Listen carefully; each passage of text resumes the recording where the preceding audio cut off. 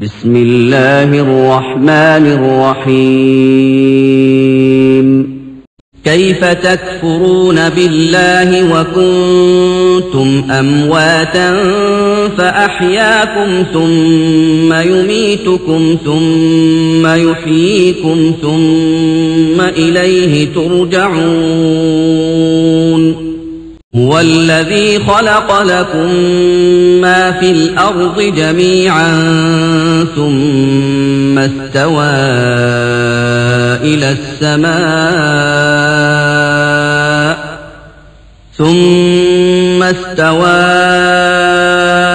السماء فسواهن 7 سماوات وهو بكل شيء عليم. നിങ്ങൾക്ക് എങ്ങനെയാണ് അല്ലാഹുവിനെ നിഷേധിക്കാൻ കഴിയുക? നിങ്ങൾ നിർജീവ വസ്തുക്കളായിരുന്ന അവസ്ഥക്കുശേഷം അവൻ നിങ്ങൾക്ക് ജീവൻ നൽകി. പിന്നെ അവൻ നിങ്ങളെ മരിപ്പിക്കുകയും വീണ്ടും ജീവിപ്പിക്കുകയും ചെയ്യുന്നു. പിന്നീട് അവങ്കലേക്ക് തന്നെ നിങ്ങൾ തിരിച്ചു വിളിക്കപ്പെടുകയും ചെയ്യും. അവനാണ് നിങ്ങൾക്ക് വേണ്ടി ഭൂമിയിലുള്ളതെല്ലാം സൃഷ്ടിച്ചു തന്നത്. പുറമെ 7 ആകാശങ്ങളായി ക്രമീകരിച്ചുകൊണ്ട് ഉപരിലോകത്തെ സംവിധാനിച്ചവനും അവൻ തന്നെയാണ്. അവൻ എല്ലാ കാര്യത്തെപ്പറ്റിയും അറിവുള്ളവനാകുന്നു. അസ്സലാമു അലൈക്കും വറഹ്മത്തുള്ളാഹി വബറകാതുഹു. അൽഹംദുലില്ലാഹി റബ്ബിൽ ആലമീൻ വൽആഖിബത്തു ലിൽ മുത്തഖീന വലാ ഉദ്വാന ഇല്ലാ അലൽ ളാലിമീൻ വഉസ്സല്ലി വഉസ്സല്ലിമു അലാ അഷ്റഫിൽ മുർസലീൻ വഅലാ ആലിഹി വസഹ്ബിഹി അജ്മഈൻ. അമ്മാ ബഅദ്. അഊദു ബില്ലാഹിസ് സമീഉൽ അലീം മിനശ് ശൈത്വാനിർ റജീം. സബ്ബിഹ് ഇസ്മ റബ്ബിക്കൽ അഅ്ലാ الذي خلق فسوى والذي قدر فهدى. സ്നേഹാദരണീയരായ സഹോദരി സഹോദരന്മാരെ, സൃഷ്ടാവും സംരക്ഷകനുമായ കാരുണ്യവാനായ അല്ലാഹുവിൽ നിന്നുള്ള ശാന്തിയും സമാധാനവും സദാ നിങ്ങളിൽ വർഷിക്കുമാറാകട്ടെ. ഇവിടെ ദൈവം സത്യമോ മിഥ്യയോ എന്ന മർമ്മപ്രസക്തമായ വിഷയത്തെക്കുറിച്ചുള്ള സ്നേഹ സംവാദത്തിന് തുടക്കം കുറിക്കുകയാണ്. വളരെ ഗൗരവമുള്ള ഈ വിഷയത്തെ തുറന്ന മനസ്സുമായി നോക്കിക്കാണണമേ എന്ന് ആമുഖമായി ഉണർത്തുകയാണ്.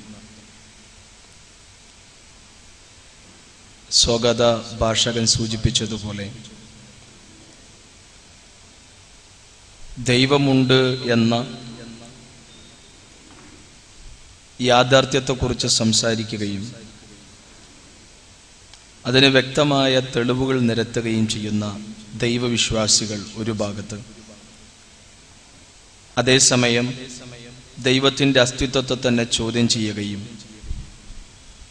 ദൈവം തന്ന നാവും ദൈവം തന്ന കണ്ണും ദൈവം തന്ന അനുഗ്രഹങ്ങളെല്ലാം അനുഭവിച്ച് അതിൻ്റെ എല്ലാവിധ സൗകര്യങ്ങളും അനുഭവിച്ച് സ്രഷ്ടാവിനെ നിഷേധിക്കുന്ന സ്രഷ്ടാവിൻ്റെ അസ്തിത്വത്തെ തന്നെ ചോദ്യം ചെയ്യുന്ന ദൈവ നിഷേധികളും സജീവമായി കൊണ്ടിരിക്കുന്ന ഒരു പ്രത്യേക കാല സാഹചര്യത്തിൽ ദൈവം സത്യമോ മിഥ്യയോ എന്നുള്ള ഈ വിഷയത്തിന് പ്രസക്തിയുണ്ട്. അതുകൊണ്ട് തന്നെ വളരെ ഗൗരവത്തോടെ ഈ വിഷയത്തെ കേൾക്കാനും മനസ്സിലാക്കാനും വിലയിരുത്തുവാനും സ്വാഭാവികമായി നമ്മുടെ മനസ്സിൽ ജന്മം കൊള്ളുന്ന സംശയങ്ങൾ തുറന്ന് ചോദിക്കുവാനും സംവദിക്കുവാനും ഇത്തരത്തിലുള്ള അവസരങ്ങളെ സൃഷ്ടിപരമായി ഉപയോഗപ്പെടുത്തണേ എന്നുകൂടെ ഉണർത്തുകയാണ്. സഹോദരങ്ങളെ, ഇന്ന് ലോകത്ത് സജീവ ചർച്ചയ്ക്ക് വിധേയമായി കൊണ്ടിരിക്കുകയാണ് ദൈവം. ദൈവത്തെക്കുറിച്ചുള്ള വ്യത്യസ്ത തലങ്ങളിൽ നിരന്തരമായ ചർച്ചകൾ സജീവമായി കൊണ്ടിരിക്കുന്ന സമയം, ദൈവത്തെക്കുറിച്ച് വ്യത്യസ്ത വീക്ഷണങ്ങളും വിശ്വാസങ്ങളും വെച്ച് പുലർത്തുന്നവർ നമുക്കിടയിലുണ്ട്.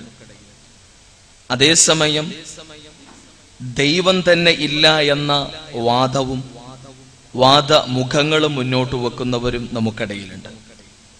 ദൈവം, പരലോകം ഇതെല്ലാം മിഥ്യയാണെന്നും ജനങ്ങളെ ചൂഷണം ചെയ്യുവാനുള്ള ചൂഷണോപാധികൾ മാത്രമാണെന്നും മനുഷ്യർക്ക് മുന്നിൽ എന്നും പ്രശ്നമാണ് ഇവ എന്നും മനുഷ്യരുടെ പ്രശ്നങ്ങൾക്ക് ഒരിക്കലും ഇവ പരിഹാരമാകുന്നില്ല എന്നർത്ഥത്തിലുള്ള വാദങ്ങളും വിശദീകരണങ്ങളുമായി ഭൗതികവാദികളും യുക്തിവാദി ദാർശനികന്മാരും സജീവമായി കൊണ്ടിരിക്കുന്ന സമയം, ഇവിടെ ലോക ചരിത്രത്തിന്റെ താളുകൾ മറിക്കുമ്പോൾ ഇന്നോ ഇന്നലെയോ തുടങ്ങിയ ഒരു ഏർപ്പാടല്ല ദൈവത്തെ ചോദ്യം ചെയ്യുക എന്നതും ദൈവത്തിന്റെ അസ്തിത്വത്തെ വെല്ലുവിളിക്കുക എന്നതുമെന്ന് നമ്മൾ മനസ്സിലാക്കേണ്ടതുണ്ട്. ലോക ചരിത്രത്തിന്റെ താളുകൾ മറിക്കുമ്പോൾ, പ്രത്യേകിച്ച് യൂറോപ്യൻ ചരിത്രത്തിന്റെ ഏടുകൾ മറിക്കുമ്പോൾ, അണിഞ്ഞ വസ്ത്രങ്ങൾ പോലും കീറി വലിച്ചെറിഞ്ഞ് നഗ്നരായി യൂറോപ്പിന്റെ തെരുവീതികളിലൂടെ ചില താത്വികാചാര്യന്മാർ അലഞ്ഞു നടന്നിരുന്നു. അവരുടെ നാവിൻ തുമ്പുകളിലൂടെ അന്ന് ലോകം കേട്ട പ്രഖ്യാപനവും മുദ്രാവാക്യവും, ഞങ്ങളെ നയിക്കാൻ ഒരു ശക്തിയുണ്ടെങ്കിൽ ആ ശക്തിക്ക് ദൈവം എന്നാണ് പേരെങ്കിൽ ആ ശക്തിയെ ഞങ്ങളിതാ കൊന്നിരിക്കുന്നു, ഗോഡ് ഈസ് ഡെഡ്, ദൈവം മരിച്ചിരിക്കുന്നു എന്നുള്ള കൊലവിളിയുമായി മുറവിളിയുമായി യൂറോപ്പിന്റെ തെരുവുകളെ പ്രകമ്പനം കൊള്ളിച്ചുകൊണ്ട് ഭ്രാന്തന്മാരെ പോലെ ഇത്തരത്തിലുള്ള താത്വികാചാര്യന്മാർ ലോക ചരിത്രത്തിൽ അലഞ്ഞു നടന്നിരുന്നു. അവരുടെ ഈ ചിന്തകളും ആശയങ്ങളും ഇന്നിന്റെ മനസ്സുകളെയും സ്വാധീനിക്കുന്നുണ്ട് എന്നത് ഒരു സത്യമാണ്.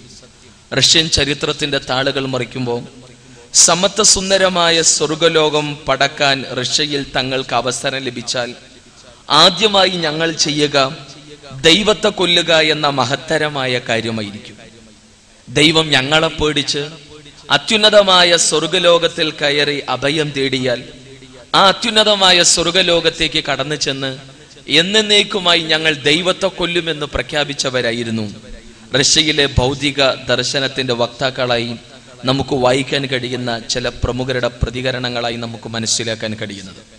അതേസമയം ചാൾസ് ഡാർവിനെ പോലെയുള്ള പരിണാമവാദത്തിന്റെ താത്വികാചാര്യന്മാരായി ലോക ചരിത്രത്തിൽ അറിയപ്പെട്ട ആളുകളുടെ വാദങ്ങളും വിശദീകരണങ്ങളും ലോകത്തുള്ള എല്ലാ ജന്തു ജീവവർഗങ്ങളും പരിണാമത്തിന്റെ ഭാഗമാണ് എന്നും എന്തിനേറെ മനുഷ്യൻ പോലും തനി കാട്ടുകുരങ്ങിൽ നിന്ന് പരിണമിച്ചവനാണ് എന്ന് വരുത്തി തീർക്കുവാൻ വേണ്ടി പരിശ്രമിക്കുകയും അതുകൊണ്ട് തന്നെ ലോകത്തുള്ള എല്ലാ ജന്തുജീവവർഗങ്ങളും പരിണാമത്തിന്റെ വ്യത്യസ്ത ഭാഗങ്ങളുടെ ഭാഗമെന്നോണം മുന്നോട്ട് പോകുമ്പോൾ ഇവിടെ ദൈവത്തിനെന്ത് പ്രസക്തി, ദൈവമെന്ന ഒന്ന് ഇല്ലേ ഇല്ല എന്ന പ്രഖ്യാപനങ്ങളും മുറവിളികളും ഉയർത്തുന്ന പരിണാമവാദത്തിന്റെ ചിന്തകൾ.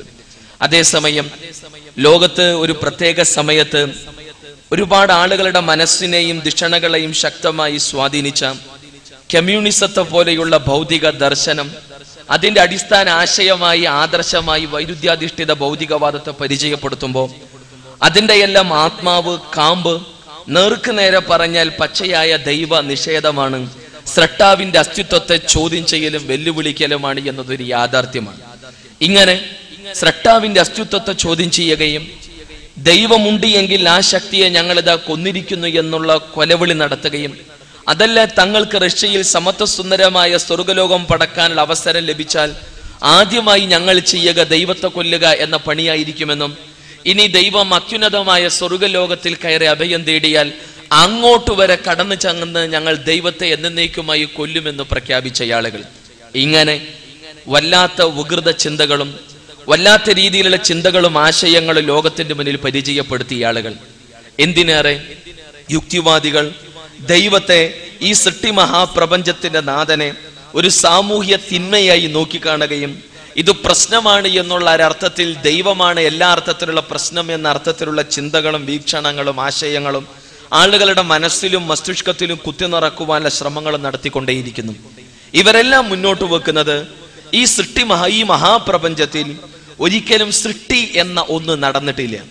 സൃഷ്ടി എന്ന ഒന്ന് നടക്കാത്തത് കൊണ്ട് തന്നെ ഇവിടെ സ്രഷ്ടാവിന് പ്രസക്തിയില്ല, ഈ ലോകത്തിനൊരു സ്രഷ്ടാവില്ല, ഈ ലോകത്തിനൊരു നാഥനില്ല എന്ന് വരുത്തി തീർക്കുവാൻ നിരന്തരമായ ശ്രമങ്ങൾ നടത്തിക്കൊണ്ടേയിരിക്കുന്നു.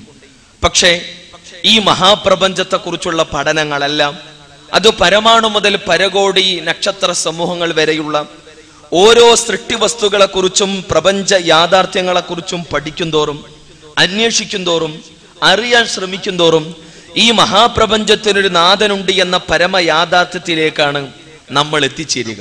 അതുകൊണ്ട് തന്നെ ഈ ലോകത്ത് സൃഷ്ടി നടന്നിട്ടുണ്ടോ എന്ന മർമ്മപ്രസക്തമായ ചിന്തക്ക് പ്രസക്തിയുണ്ട്. ഈ ലോകത്തിനൊരു സ്രഷ്ടാവുണ്ടോ എന്ന ഏറെ ശ്രദ്ധേയമായ ചിന്തക്ക് പ്രസക്തിയുണ്ട്. ദൈവമുണ്ടോ സ്രഷ്ടാവുണ്ടോ എന്ന ചോദ്യത്തിന് വിശുദ്ധ ഖുർആൻ വളരെ ഗൗരവമായ മറുപടി നൽകുന്നു വസ്തുനിഷ്ഠമായി. ഈ മഹാപ്രപഞ്ചത്തിൽ സൃഷ്ടി നടന്നിട്ടുണ്ടോ എന്നുള്ള മർമ്മപ്രസക്തമായ ചോദ്യത്തിനും ചിന്തക്കും വിശുദ്ധ ഖുർആൻ വസ്തുനിഷ്ഠമായ വിശദീകരണങ്ങളും മറുപടികളും നൽകുന്നു. ആ രംഗത്ത് വിശുദ്ധ ഖുർആന്റെ ഏറെ ശ്രദ്ധേയമായ വരികളാണ് എന്റെ പ്രഭാഷണത്തിന്റെ തുടക്കത്തിൽ ഞാൻ ഓതി വെച്ചത്. വിശുദ്ധ ഖുർആനിലെ 87-ാം അധ്യായം സൂറത്തുൽ അഅല, അത്യുന്നതൻ എന്ന വിശുദ്ധ ഖുർആന്റെ അധ്യായത്തിലെ 1 മുതൽ 3 വരെയുള്ള വരികളിലൂടെ അള്ളാഹു പറഞ്ഞു, സബ്ബിഹിസ്മ റബ്ബിക്കൽ അഅല അല്ലദീ ഖലഖ ഫസവ്വ വല്ലദീ ഖദ്ദറ ഫഹദ വല്ലദീ അഖ്റജൽ മർഅ. സൃഷ്ടിക്കുകയും സംവിധാനിക്കുകയും വ്യവസ്ഥ നിർണയിച്ച് മാർഗദർശനം നൽകിക്കൊണ്ടിരിക്കുകയും ചെയ്യുന്ന സ്രഷ്ടാവിനെ അത്യുന്നതനായ നാഥനായി പരിചയപ്പെടുത്തുകയും അവനെ വാഴ്ത്തുകയും പ്രകീർത്തിക്കുകയും ചെയ്യുന്ന വരികളാണ് അൽ അഅല എന്ന അധ്യായത്തിന്റെ തുടക്കത്തിലുള്ള വരികൾ എന്ന് നമ്മൾ മനസ്സിലാക്കേണ്ടതുണ്ട്. ഈ മഹാപ്രപഞ്ചത്തെ സൃഷ്ടിച്ച, സംവിധാനിച്ച, വ്യവസ്ഥകൾ നിർണയിച്ച് കൃത്യമായ മാർഗവും മാർഗദർശനവും നൽകിക്കൊണ്ടിരിക്കുന്ന അത്യുന്നതനായ നാഥനെ കുറിച്ചാണ് വിശുദ്ധ ഖുർആൻ ലോകത്തോട് സംസാരിക്കുന്നത്. മാത്രമല്ല, ശാസ്ത്ര വസ്തുതകളും ഈ രംഗത്തുള്ള പ്രപഞ്ചത്തെ കുറിച്ചുള്ള പഠനങ്ങളെല്ലാം നമ്മെ കൊണ്ടെത്തിക്കുന്നതും ഈ മഹാപ്രപഞ്ചത്തിനൊരു തുടക്കമുണ്ട് എന്നും അതുകൊണ്ട് തന്നെ ഈ മഹാപ്രപഞ്ചത്തിനൊരു നാഥനുണ്ട് എന്ന പരമ യാഥാർത്ഥ്യത്തിലേക്കാണ് ശാസ്ത്രലോകത്തിന്റെ പഠനങ്ങളെല്ലാം എത്തി നിൽക്കുന്നത് എന്ന് നമ്മൾ മനസ്സിലാക്കേണ്ടതുണ്ട്. പ്രപഞ്ച വികാസം എന്ന 1929 എഡ്വിൻ പി ഹബിൾ എന്ന ജ്യോതിശാസ്ത്രജ്ഞന്റെ നേതൃത്വത്തിൽ അദ്ദേഹം മുന്നോട്ട് വച്ച ആശയങ്ങൾ ഈ മഹാപ്രപഞ്ചം വികസിക്കുന്നു എന്ന ചിന്തകൾ, അതിന്റെ ഭാഗമെന്നോണം എഡ്വേർഡ് ലേ മാത്രെ മുന്നോട്ട് വച്ച ചിന്തകളും ആശയങ്ങളും ലോകത്തെ ഏറെ ചർച്ചകൾക്ക് വിധേയമാക്കിയിട്ടുണ്ട്. അഥവാ ഈ മഹാപ്രപഞ്ചം ആദിയിൽ ഒരു കോസ്മിക് എഗ്ഗായിരുന്നു എന്നും ഒരു ആദിമ പിണ്ഡമായിരുന്നു എന്നും പെട്ടെന്നൊരു നിമിഷത്തിലുള്ള മഹാവിസ്ഫോടനത്തിലൂടെ ശക്തമായ പൊട്ടിത്തെറിയിലൂടെയാണ് ഇക്കാണുന്ന സംവിധാനങ്ങളെല്ലാം, ഇക്കാണുന്ന പ്രപഞ്ചത്തിന്റെ ഘടനകളെല്ലാം ഉണ്ടായത് എന്ന് വിശദീകരിക്കുന്ന, അല്ലെങ്കിൽ ആ ഒരു അർത്ഥതലത്തിൽ എത്തി നിൽക്കുന്ന ശാസ്ത്രരംഗത്തെ പഠനങ്ങളും അന്വേഷണങ്ങളും ഗൗരവമായി നമ്മൾ മനസ്സിലാക്കേണ്ടതുണ്ട്.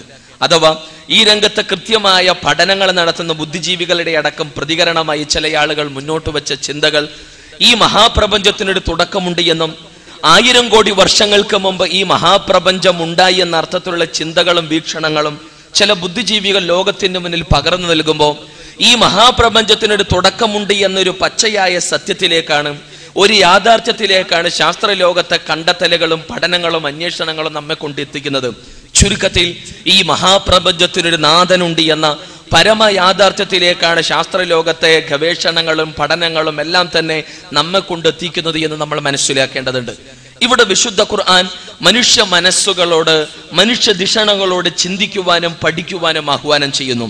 അതെ, വിശുദ്ധ ഖുർആനിലെ 3-ാം അധ്യായം ആല് ഇംറാനിന്റെ 190-191 വചനങ്ങളിലൂടെ വിശുദ്ധ ഖുർആൻ വ്യക്തമാക്കുന്നു, ഇന്ന ഫീ ഖൽഖിസ് സമാവാതി വൽ അർളി വഖ്തിലാഫിൽ ലൈലി വൻ നഹാർ ലആയാതിൻ ലിഉലിൽ അൽബാബ് الذين يذكرون الله قياما وقعودا وعلى جنوبهم ويتفكرون في خلق السماوات والأرض ربنا ما خلقت هذا باطلا سبحانك فقنا عذاب النار. ആകാശ ഭൂമികളുടെ സൃഷ്ടിപ്പിലും രാപ്പകലുകൾ മാറി മാറി വരുന്നതിലും ചിന്തിക്കുന്നവർക്ക്, പഠിക്കുന്നവർക്ക് ഒരുപാട് ദൃഷ്ടാന്തങ്ങളുണ്ട് എന്ന് ഖുർആൻ പറയുന്നു.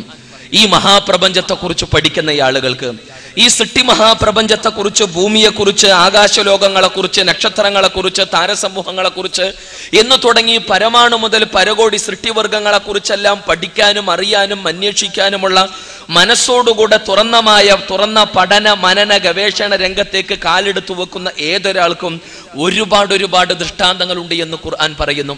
അതുകൊണ്ട് തന്നെ വിശുദ്ധ ഖുർആൻ പറഞ്ഞു, നിന്നുകൊണ്ടും കിടന്നുകൊണ്ടും ഇരുന്നുകൊണ്ടും ഈ സൃഷ്ടി മഹാപ്രപഞ്ചത്തെക്കുറിച്ച് കൃത്യമായ പഠന മനന ഗവേഷണങ്ങൾ നടത്തുന്ന ആളുകളുടെ പ്രതികരണമായി വിശുദ്ധ ഖുർആൻ അടിവരയിട്ടത് റബ്ബന മാ ഖലഖത ഹാദാ ബാതില, ഞങ്ങളുടെ നാഥ ഇതൊന്നും നീ വൃഥാ സൃഷ്ടിച്ചതല്ല.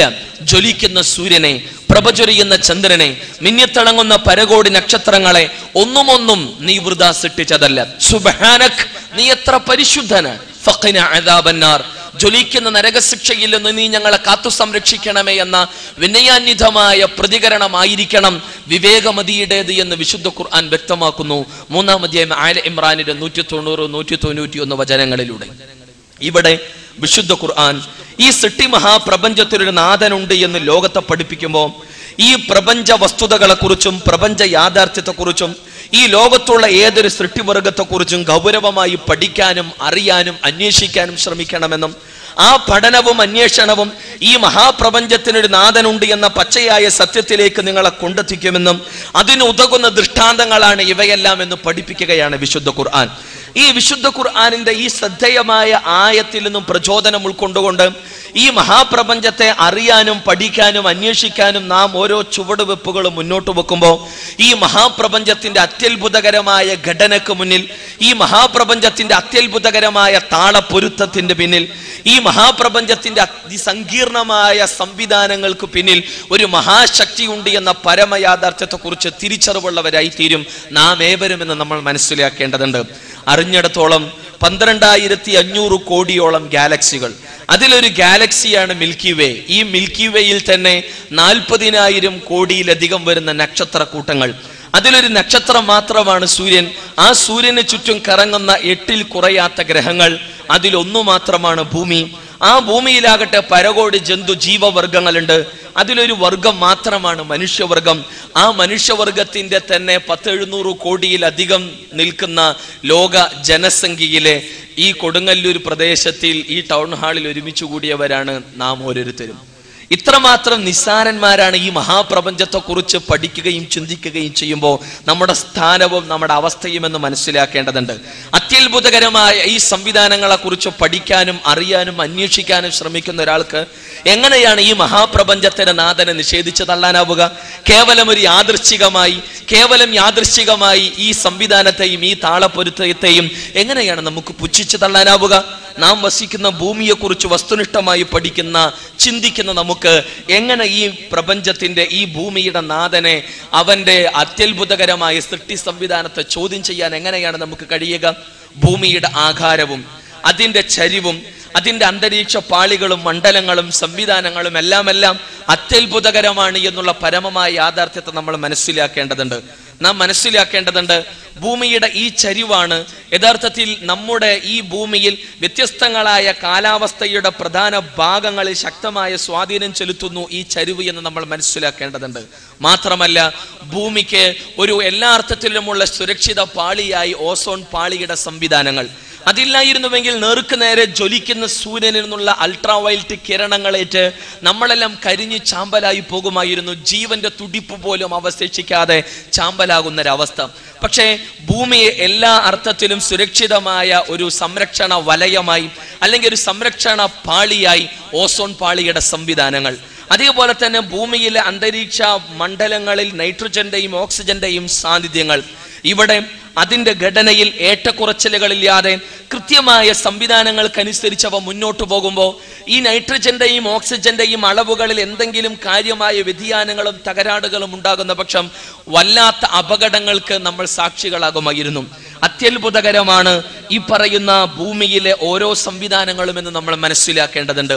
ഭൂമിയുടെ സന്തുലിതാവസ്ഥ നിലനിർത്താൻ ഉതകുന്ന തരത്തിലുള്ള ശക്തമായി ഭൂമിയിൽ സ്ഥാപിക്കപ്പെട്ടിട്ടുള്ള അത്യത്ഭുതകരമായ രീതിയിൽ സ്ഥാപിക്കപ്പെട്ടിട്ടുള്ള സംവിധാനിക്കപ്പെട്ടിട്ടുള്ള അമ്പരചുംബികളായ പർവ്വതങ്ങളെ നമ്മൾ മനസ്സിലാക്കേണ്ടതുണ്ട്. ഇങ്ങനെ ഭൂമിയിലെ ജലമാകട്ടെ, സമുദ്രമാകട്ടെ, പർവ്വതങ്ങളാകട്ടെ, അന്തരീക്ഷ പാളികളാകട്ടെ, അന്തരീക്ഷ മണ്ഡലങ്ങളാകട്ടെ, ഓസോൺ പാളിയാകട്ടെ, എല്ലാം ഈ മഹാപ്രപഞ്ചത്തിന്, ഈ സൃഷ്ടിപ്രപഞ്ചത്തിനൊരു നാഥനുണ്ട് എന്ന പച്ചയായ സത്യത്തിലേക്ക് വിരൽ ചൂണ്ടുകയാണ് ഭൂമിയെക്കുറിച്ചുള്ള പഠനങ്ങളെല്ലാം എന്ന് നമ്മൾ മനസ്സിലാക്കേണ്ടതുണ്ട്. കത്തിജ്വലിക്കുന്ന സൂര്യനെ കുറിച്ച് പഠിക്കുമ്പോൾ സ്വയം ജ്വലിച്ചുകൊണ്ടിരിക്കുന്ന ഏകദേശം ഭൂമിയിൽ നിന്ന് 14 കോടി കിലോമീറ്റർ അകലെയാണ് സൂര്യന്റെ സ്ഥാനം. ഒരൽപ്പം സൂര്യൻ ഭൂമിയിലേക്ക് അടുത്താൽ കത്തിച്ചാമലാകുമായിരുന്നു നമ്മൾ. ഒരൽപ്പം ഭൂമിയിൽ നിന്ന് സൂര്യൻ ഒന്ന് അകന്നു പോയാൽ തണുത്തുറച്ചു പോകുമായിരുന്നു നമ്മൾ. ഇങ്ങനെ അടുക്കാതെ അകന്നു പോകാതെ കൃത്യമായ അകലം പാലിച്ചുകൊണ്ട് തന്നെ ഭൂമി അതിൻ്റെതായ ഭ്രമണ പദങ്ങളിൽ മുന്നോട്ട് പോകുമ്പോൾ, സൂര്യൻ അതിൻ്റെതായ സംവിധാനങ്ങളിൽ മുന്നോട്ട് പോകുമ്പോൾ, ഈ അത്യത്ഭുതകരമായ സംവിധാനങ്ങളെ കുറിച്ച് വസ്തുനിഷ്ഠമായി അന്വേഷിക്കുന്ന പഠിക്കുന്ന ഒരാൾക്ക് ഇതെല്ലാം കേവലം യാദൃശ്ചികം എന്ന് പറയാൻ എങ്ങനെയാണ് കഴിയുക? മറിച്ച് വസ്തുനിഷ്ഠമായി പഠിക്കുന്ന ഒരു മനുഷ്യന്റെ ബുദ്ധിജീവിയുടെ മനസ്സിന്റെ അകത്തളത്തുനിന്നുള്ള പ്രതികരണം റബ്ബന മാ ഖലഖത ഹാദാ ബാതില സുബ്ഹാനക ഫഖിന അദാബന്നാർ, ഞങ്ങളുടെ നാഥ ഇതൊന്നും നീ വൃഥാ സൃഷ്ടിച്ചതല്ല. എത്ര കൃത്യമാണ് ഇവയുടെ സംവിധാനങ്ങൾ, എത്ര അത്ഭുതകരമാണ് ഇവയുടെ സംവിധാനങ്ങൾ. അതുകൊണ്ട് നീ എത്ര എത്ര എത്ര പരിശുദ്ധനാണ്, ജ്വലിക്കുന്ന നരകശിക്ഷയിൽ നിന്നും കാത്തു സംരക്ഷിക്കണമേ എന്ന പ്രതികരണമാവേണ്ടതുണ്ട് വിവേകമതിയുടേത് എന്ന് വിശുദ്ധ ഖുർആൻ പഠിപ്പിക്കുമ്പോൾ ആ ആയത്തിന്റെ ആത്മാവിനെ തൊട്ടറിയാനുള്ള സന്മനസ് നമുക്കുണ്ടാകേണ്ടതുണ്ട് സഹോദരങ്ങളെ. ചുരുക്കത്തിൽ ഈ മഹാപ്രപഞ്ചത്തെക്കുറിച്ചും ഭൂമിയെക്കുറിച്ചും സൂര്യനെക്കുറിച്ചും നക്ഷത്ര ലോകങ്ങളെ കുറിച്ചെല്ലാം പഠിക്കുമ്പോൾ ഈ ലോകത്തിനൊരു നാഥനുണ്ട് എന്ന പച്ചയായ സത്യത്തിലേക്കാണ് ഈ സൃഷ്ടി സംവിധാനങ്ങളെല്ലാം നമുക്ക് കൃത്യമായി വിരൽ ചൂണ്ടുന്നത് എന്ന് നമ്മൾ മനസ്സിലാക്കേണ്ടതുണ്ട്. ഇനി ജന്തുജീവ വർഗങ്ങളിലേക്ക് തിരിഞ്ഞു നോക്കുന്ന പക്ഷം ഒരിക്കലും നിഷേധിക്കാനാവില്ല ഈ മഹാപ്രപഞ്ചത്തിന്റെ നാഥനെ എന്ന് നമ്മൾ മനസ്സിലാക്കേണ്ടതുണ്ട്. പ്രത്യേകിച്ച് അത്യത്ഭുതകരമാണ് ഒട്ടകത്തിന്റെ സൃഷ്ടിഘടന. മരുഭൂമിയുടെ കപ്പൽ എന്ന് നമ്മൾ പഠിച്ച മരുഭൂമിയുടെ സാഹചര്യത്തിനനുസരിച്ച് ജീവിക്കാൻ ഉതകുന്ന തലത്തിൽ അതിൻ്റെ ആന്തരിക അവയവങ്ങളെയും അതിൻ്റെ ചർമ്മത്തെയും അതിൻ്റെ കുളമ്പുകളെ എല്ലാം തന്നെ സംവിധാനിച്ച സൃഷ്ടി മഹാപ്രപഞ്ചത്തിന്റെ നാഥൻ. മണൽക്കാറ്റിൽ നിന്നുള്ള ശക്തമായ മണൽക്കാറ്റിന് രക്ഷപ്പെടാൻ ഉതകുന്ന തലത്തിൽ അതിൻ്റെ കണ്ണിൽ പ്രത്യേകമായ പാടകളും ആസ്വാധാരങ്ങളിൽ പ്രത്യേകമായ പാളികളും സംവിധാനിച്ച് അതിൻ്റെ ശരീരത്തിൽ വിയർപ്പ് നഷ്ടം സംഭവിച്ച് ജലനഷ്ടം സംഭവിച്ച് അതിൻ്റെ ജീവന് അപകടം സംഭവിക്കാത്ത തലത്തിലുള്ള അതിന്റെ ആന്തരിക അവയവങ്ങളുടെ സംവിധാനങ്ങളുമെല്ലാം മഹാത്ഭുതമായി നമ്മൾ മനസ്സിലാക്കേണ്ടതുണ്ട്. അതുകൊണ്ട് തന്നെ ഈ മഹാപ്രപഞ്ചത്തിനൊരു നാഥനുണ്ട് എന്ന പച്ചയായ സത്യത്തെ ചോദ്യം ചെയ്യുന്നതിന് വേണ്ടി ലോകത്തിനൊരു സൃഷ്ടാവില്ല എന്നുള്ള വസ്തുതയിലേക്ക് ആളുകളുടെ മനസ്സുകളെ തിരിച്ചു കൊണ്ടുവരുന്നതിന് വേണ്ടി പരിണാമ ചിന്തകളും വികലമായ വാദങ്ങളും ആശയങ്ങളും ലോകത്തിന്റെ മുന്നിൽ സമർപ്പിച്ച ആ രംഗത്തുള്ള മാസ്റ്റർ ബ്രെയിനുകൾ പോലും ഒട്ടകത്തെ കാണുമ്പോൾ അവരുടെ മനസ്സൊന്നു പടക്കും. ഇന്നും പരിണാമവാദികൾക്ക് മുന്നിൽ ശക്തമായൊരു പേടി സ്വപ്നം തന്നെയാണ്, ശക്തമായ ചോദ്യചിഹ്നം തന്നെയാണ് ഒട്ടകമെന്ന് നമ്മൾ മനസ്സിലാക്കേണ്ടതുണ്ട്. പരിണാമവാദത്തിന്റെ താത്വികാചാര്യനായ ഈ പറയുന്ന ഡാർവിൻ പോലും അദ്ദേഹത്തിന്റെ മരണത്തിന്റെ അവസാന നിമിഷങ്ങളിൽ വരെ ഒട്ടകത്തിന്റെ പരിണാമദശയെക്കുറിച്ച് വസ്തുനിഷ്ഠമായൊരു വിശദീകരണമോ നിർവചനമോ നൽകാതെയാണ് അദ്ദേഹം ഈ മണ്ണിൽ നിന്ന് വിട പറഞ്ഞത് എന്ന് നമ്മൾ മനസ്സിലാക്കേണ്ടതുണ്ട്. ഈ 2012 ഇന്നത്തെ ദിവസം ജീവിക്കുന്ന ലോകത്ത് ഒരു പരിണാമവാദിക്കും ഇപ്പറയുന്ന ഒട്ടകത്തിന്റെ പരിണാമദശയെക്കുറിച്ചുള്ള കൃത്യമായ പൂർണ്ണമായ വിശദീകരണം നൽകാൻ കഴിഞ്ഞിട്ടില്ല എന്നുള്ള പച്ചയായ സത്യത്തെ നമ്മൾ ഗൗരവമായി മനസ്സിലാക്കേണ്ടതുണ്ട്.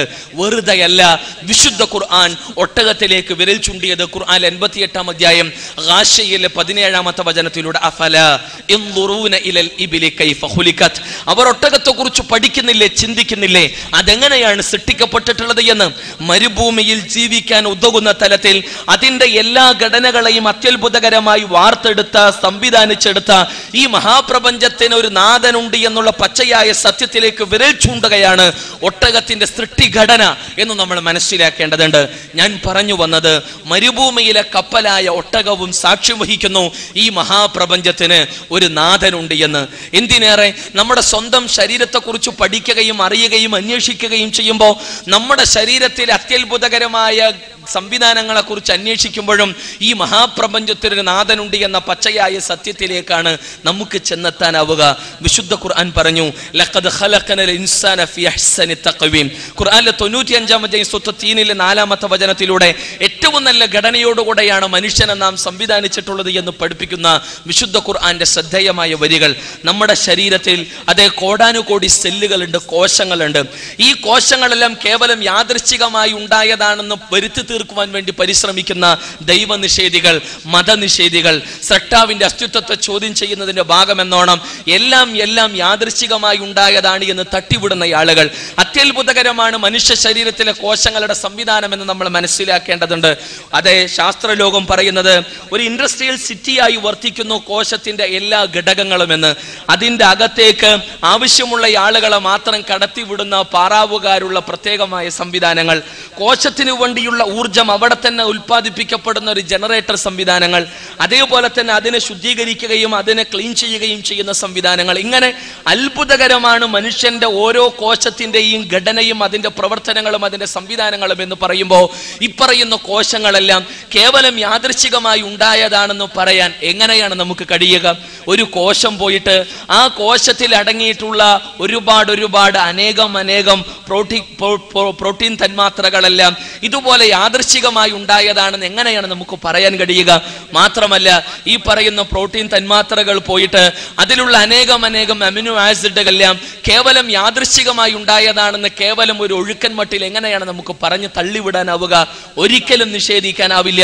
ഈ അമിനോ ആസിഡുകളുടെ സംവിധാനങ്ങൾ, പ്രോട്ടീൻ തന്മാത്രകളുടെ സംവിധാനങ്ങൾ, മനുഷ്യ ശരീരത്തിലെ അത്യത്ഭുതകരമായ കോശങ്ങളുടെ ഘടനയും അവയുടെ പ്രവർത്തനങ്ങളും സംവിധാനങ്ങളും, ഇവക്ക് പിന്നിലെല്ലാം ഒരു മഹാശക്തിയുടെ കൃത്യമായ ഇടപെടലുണ്ട് എന്നുള്ള പച്ചയായ സത്യത്തിലേക്ക് വിരൽ ചൂണ്ടുകയാണ് മനുഷ്യ ശരീരത്തിലെ കോശങ്ങൾ എന്ന് നമ്മൾ മനസ്സിലാക്കേണ്ടതുണ്ട്. ഇന്നും മനുഷ്യന്റെ കണ്ണ് എന്നുള്ള അതിസങ്കീർണമായ ഈ സംവിധാനത്തിന്റെ മുന്നിൽ പരിണാമവാദികൾ ഞെട്ടിത്തരിച്ചു കൊണ്ടിരിക്കുകയാണെന്നുള്ള വസ്തുത കൂടെ ഇതുമായി ബന്ധപ്പെട്ട് നമ്മൾ കൂട്ടിച്ചേർത്ത് വഹിക്കേണ്ടതുണ്ട്. നമ്മുടെ ശരീരത്തിലെ മഹാത്ഭുതം തന്നെയാണ് നമ്മുടെ തലച്ചോറ്. അതേ, കാലിന്റെ ചെറുവിരൽ തുമ്പിൽ ഒരു ഉറുമ്പ് കടിച്ചാൽ ഉടൻ തന്നെ ഈ വിവരങ്ങൾ നമ്മുടെ തലച്ചോറുകളിലേക്ക് എത്തുകയും കൃത്യമായി സെറിബ്രത്തിന്റെയും സെറിബല്ലത്തിന്റെയും ഇടപെടലിലൂടെ മനുഷ്യന്റെ മസ്തിഷ്കത്തിലെ ഹൈപ്പോതലാമസുകൾക്ക് ഇവ സന്ദേശം നൽകുകയും ആ ഹൈപ്പോതലാമസ് മനുഷ്യന്റെ മസിലുകൾക്ക്, പേശികൾക്ക് കൃത്യമായ സന്ദേശങ്ങൾ നൽകുകയും ഉടൻ തന്നെ നമ്മുടെ വിരലുകൾ ചലിക്കുകയും കാലിന്റെ ചെറുവിരൽ തുമ്പിലുള്ള ഉറുമ്പിനെ ഞൊടിയിടകൾ കൊണ്ട് തട്ടിയിടുമ്പോൾ ഇതെല്ലാം സെക്കൻഡുകൾക്കകം നടക്കുമ്പോൾ അത്യത്ഭുതകരമാണ് മനുഷ്യ ശരീരത്തിലെ ഈ സംവിധാനങ്ങൾ എന്ന് വസ്തുനിഷ്ഠമായി നമ്മൾ പഠിക്കേണ്ടതുണ്ട്, മനസ്സിലാക്കേണ്ടതുണ്ട്. ഇങ്ങനെ മനുഷ്യന്റെ കണ്ണാകട്ടെ, മനുഷ്യന്റെ കർണപുടങ്ങളാകട്ടെ, മനുഷ്യന്റെ നാവിലുള്ള ഉമിനീരുകളുടെ സംവിധാനങ്ങളാകട്ടെ, മനുഷ്യന്റെ ഹൃദയത്തിന്റെ പ്രവർത്തനങ്ങളാകട്ടെ, മനുഷ്യ ശരീരത്തിലെ ആന്തരാവയവങ്ങളുടെ അത്യത്ഭുതകരമായ സംവിധാനങ്ങളാകട്ടെ, മനുഷ്യ ശരീരത്തിലെ മഹാത്ഭുതമായ മനുഷ്യന്റെ തലച്ചോറാകട്ടെ, എല്ലാം വ്യക്തമാക്കുന്നു ഇവക്ക് പിന്നിലെല്ലാം ഒരു സ്രഷ്ടാവിന്റെ കൃത്യമായ ഇടപെടലുണ്ട്, ഒരു ശക്തിയുടെ കൃത്യമായ ഇടപെടലുണ്ട് എന്ന് ഒരിക്കലും നിഷേധിക്കാനാവാത്ത ഒരു പരമയാഥാർത്ഥ്യം. അതുകൊണ്ട് തന്നെ സ്വന്തം ശരീരത്തെക്കുറിച്ച് പഠിക്കാൻ, എന്തിനേറെ മനുഷ്യൻ ശ്രവിക്കുന്ന ബീജഗണങ്ങളെ കുറിച്ചടക്കം പഠിക്കാൻ വിശുദ്ധ ഖുർആൻ ആഹ്വാനം ചെയ്യുന്നു. എന്ന് പറഞ്ഞുകൊണ്ട് തന്റെ സൃഷ്ടിപ്പിനെ കുറിച്ച് പഠിക്കുവാൻ വിശുദ്ധ ഖുർആൻ ആഹ്വാനം ചെയ്യുന്നു. മനുഷ്യന്റെ കണ്ണിനെ കുറിച്ച്, മനുഷ്യന്റെ ശരീരത്തെ കുറിച്ച് വസ്തുനിഷ്ഠമായി പഠിക്കാനും ഈ മഹാപ്രപഞ്ചത്തിന്റെ നാഥനെ അറിയുവാനുമുള്ള വിശുദ്ധ ഖുർആന്റെ ശക്തമായ നിർദ്ദേശങ്ങൾ, സാരോപദേശങ്ങൾ. അതുകൊണ്ട് തന്നെ സ്വന്തം ശരീരത്തിനെ കുറിച്ച് ഒന്ന് പഠിക്കാൻ തയ്യാറാകുന്ന, സ്വന്തം ശരീരത്തെ കുറിച്ച് വസ്തുനിഷ്ഠമായി അറിയാനും മനസ്സിലാക്കാനും ശ്രമിക്കുന്ന ഒരാൾക്കും നിഷേധിക്കാനാവില്ല ഈ മഹാപ്രപഞ്ചത്തിന് നാഥനുണ്ട് എന്ന സത്യത്തെ. തന്റെ ചുറ്റുപാടുകളിലേക്ക് കണ്ണോടിക്കുന്ന, അത് ഒട്ടകമാകട്ടെ, പർവ്വതങ്ങളാകട്ടെ, അതേപോലെ തന്നെ കടലാകട്ടെ, കരയാകട്ടെ, അന്തരീക്ഷ പാളികളാകട്ടെ, ഇവിടെയുള്ള ഓസോൺ പാളികളുടെ സംവിധാനങ്ങളാകട്ടെ, ഇങ്ങനെ ഓരോന്നിനെ കുറിച്ചും തന്റെ ചുറ്റുപാടുകളെ കുറിച്ച് വളരെ ഗൗരവത്തോടെ പഠിക്കുന്ന, അന്വേഷിക്കുന്ന, ഗവേഷണങ്ങൾ നടത്തുന്ന ഒരു ബുദ്ധിജീവിക്ക് ഒരിക്കലും നിഷേധിക്കാനാവില്ല ഈ മഹാപ്രപഞ്ചത്തിന്റെ പിന്നിലൊരു ശക്തിയുണ്ട് എന്ന പരമയാഥാർത്ഥ്യത്തെ. ദൈവം സത്യമാണ്, സത്യമാണ്, സത്യമാണ് എന്നുള്ള പച്ചയായ സത്യത്തിലേക്ക് ശക്തമായ സൂചനകൾ നൽകുകയാണ് ലോകത്തെ സകല സൃഷ്ടി വസ്തുതകളും എന്നുള്ള ഗൗരവമായ വിഷയത്തെക്കുറിച്ച് നമ്മൾ മനസ്സിലാക്കേണ്ടതുണ്ട്. ഇവിടെ ഞാൻ പറഞ്ഞു വന്നത്, ഇങ്ങനെ ലോകത്തുള്ള ഏതൊരു സൃഷ്ടി സംവിധാനങ്ങളെ കുറിച്ച് പഠിക്കുമ്പോഴും ഈ മഹാപ്രപഞ്ചത്തിന് നാഥനുണ്ട് എന്ന വസ്തുതയിലേക്ക് നമ്മൾ എത്തിച്ചേരുമ്പോൾ ഈ മഹാപ്രപഞ്ചത്തിന് നാഥൻ ഏകനാണ് എന്നുള്ള പച്ചയായ സത്യം കൂടെ നമ്മൾ കൂട്ടിച്ചേർത്ത് മനസ്സിലാക്കേണ്ടതുണ്ട്. ഇവിടെ ഈ മഹാപ്രപഞ്ചത്തിൽ അടിസ്ഥാനപരമായി 4 ഫലങ്ങളുണ്ട്. ഒന്ന് ഗ്രാവിറ്റേഷൻ, അതേപോലെ തന്നെ electro nuclear force 2, 3 strong nuclear force, 4 weak nuclear force. ഈ 4 അടിസ്ഥാന ബലങ്ങൾക്ക് പിന്നിലുള്ള ഒരു ശക്തിയെ കണ്ടെത്തുന്നതിലേക്കാണ്, അല്ലെങ്കിൽ അടിസ്ഥാന 4 ബലങ്ങൾക്ക് പിന്നിലുള്ള ഒരു അടിസ്ഥാന ശക്തിയിലേക്കാണ് ഇന്നത്തെ ശാസ്ത്രലോകത്തെ പഠനങ്ങളും പ്രബന്ധങ്ങളും നമ്മെ കൊണ്ടെത്തിക്കുന്നത് എന്നുള്ള യാഥാർത്ഥ്യത്തെക്കുറിച്ച് നമ്മൾ മനസ്സിലാക്കേണ്ടതുണ്ട്. ഈ ഈ മഹാപ്രപഞ്ചത്തിന്റെ പിന്നിലെല്ലാം ഒരു മഹാശക്തിയുണ്ട് എന്നുള്ള പച്ചയായ സത്യത്തിലേക്കാണ് ഇന്ന് ശാസ്ത്രലോകത്തെ പഠനങ്ങളെല്ലാം എത്തി നിൽക്കുന്നത് എന്ന് നമ്മൾ മനസ്സിലാക്കണം. ഇവിടെ ഈ മഹാപ്രപഞ്ചത്തിന്റെ നാഥനെ കുറിച്ച്, ഏകനായ അദ്വിതീയനായ നാഥനെ കുറിച്ച് വിശുദ്ധ ഖുർആൻ 112-ാം അധ്യായം ഇഖ്ലാസിന്റെ 1 മുതൽ 4 കൂടിയ വരികളിലൂടെ പഠിപ്പിക്കുന്നു, പരിചയപ്പെടുത്തുന്നു. ഖുൽ, പ്രവാചകരെ താങ്കൾ പറയുക, ഹുവല്ലാഹു അഹദ് അല്ലാഹുസ് സമദ് ലം യലിദ് വലം യൂലദ് വലം യകുൽ ലഹു കുഫുവൻ അഹദ്. പ്രവാചകരെ താങ്കൾ പറയുക, കാര്യം അല്ലാഹു ഏകനാണ്. അല്ലാഹ് എന്ന് പറയുമ്പോൾ കേവലം മുസ്ലിങ്ങളുടെ കുലദൈവത്തിന്റെ പേരല്ല അത്, അറബികളുടെ പ്രത്യേക ഗോത്രദൈവത്തിന്റെ പേരുമല്ല അത്.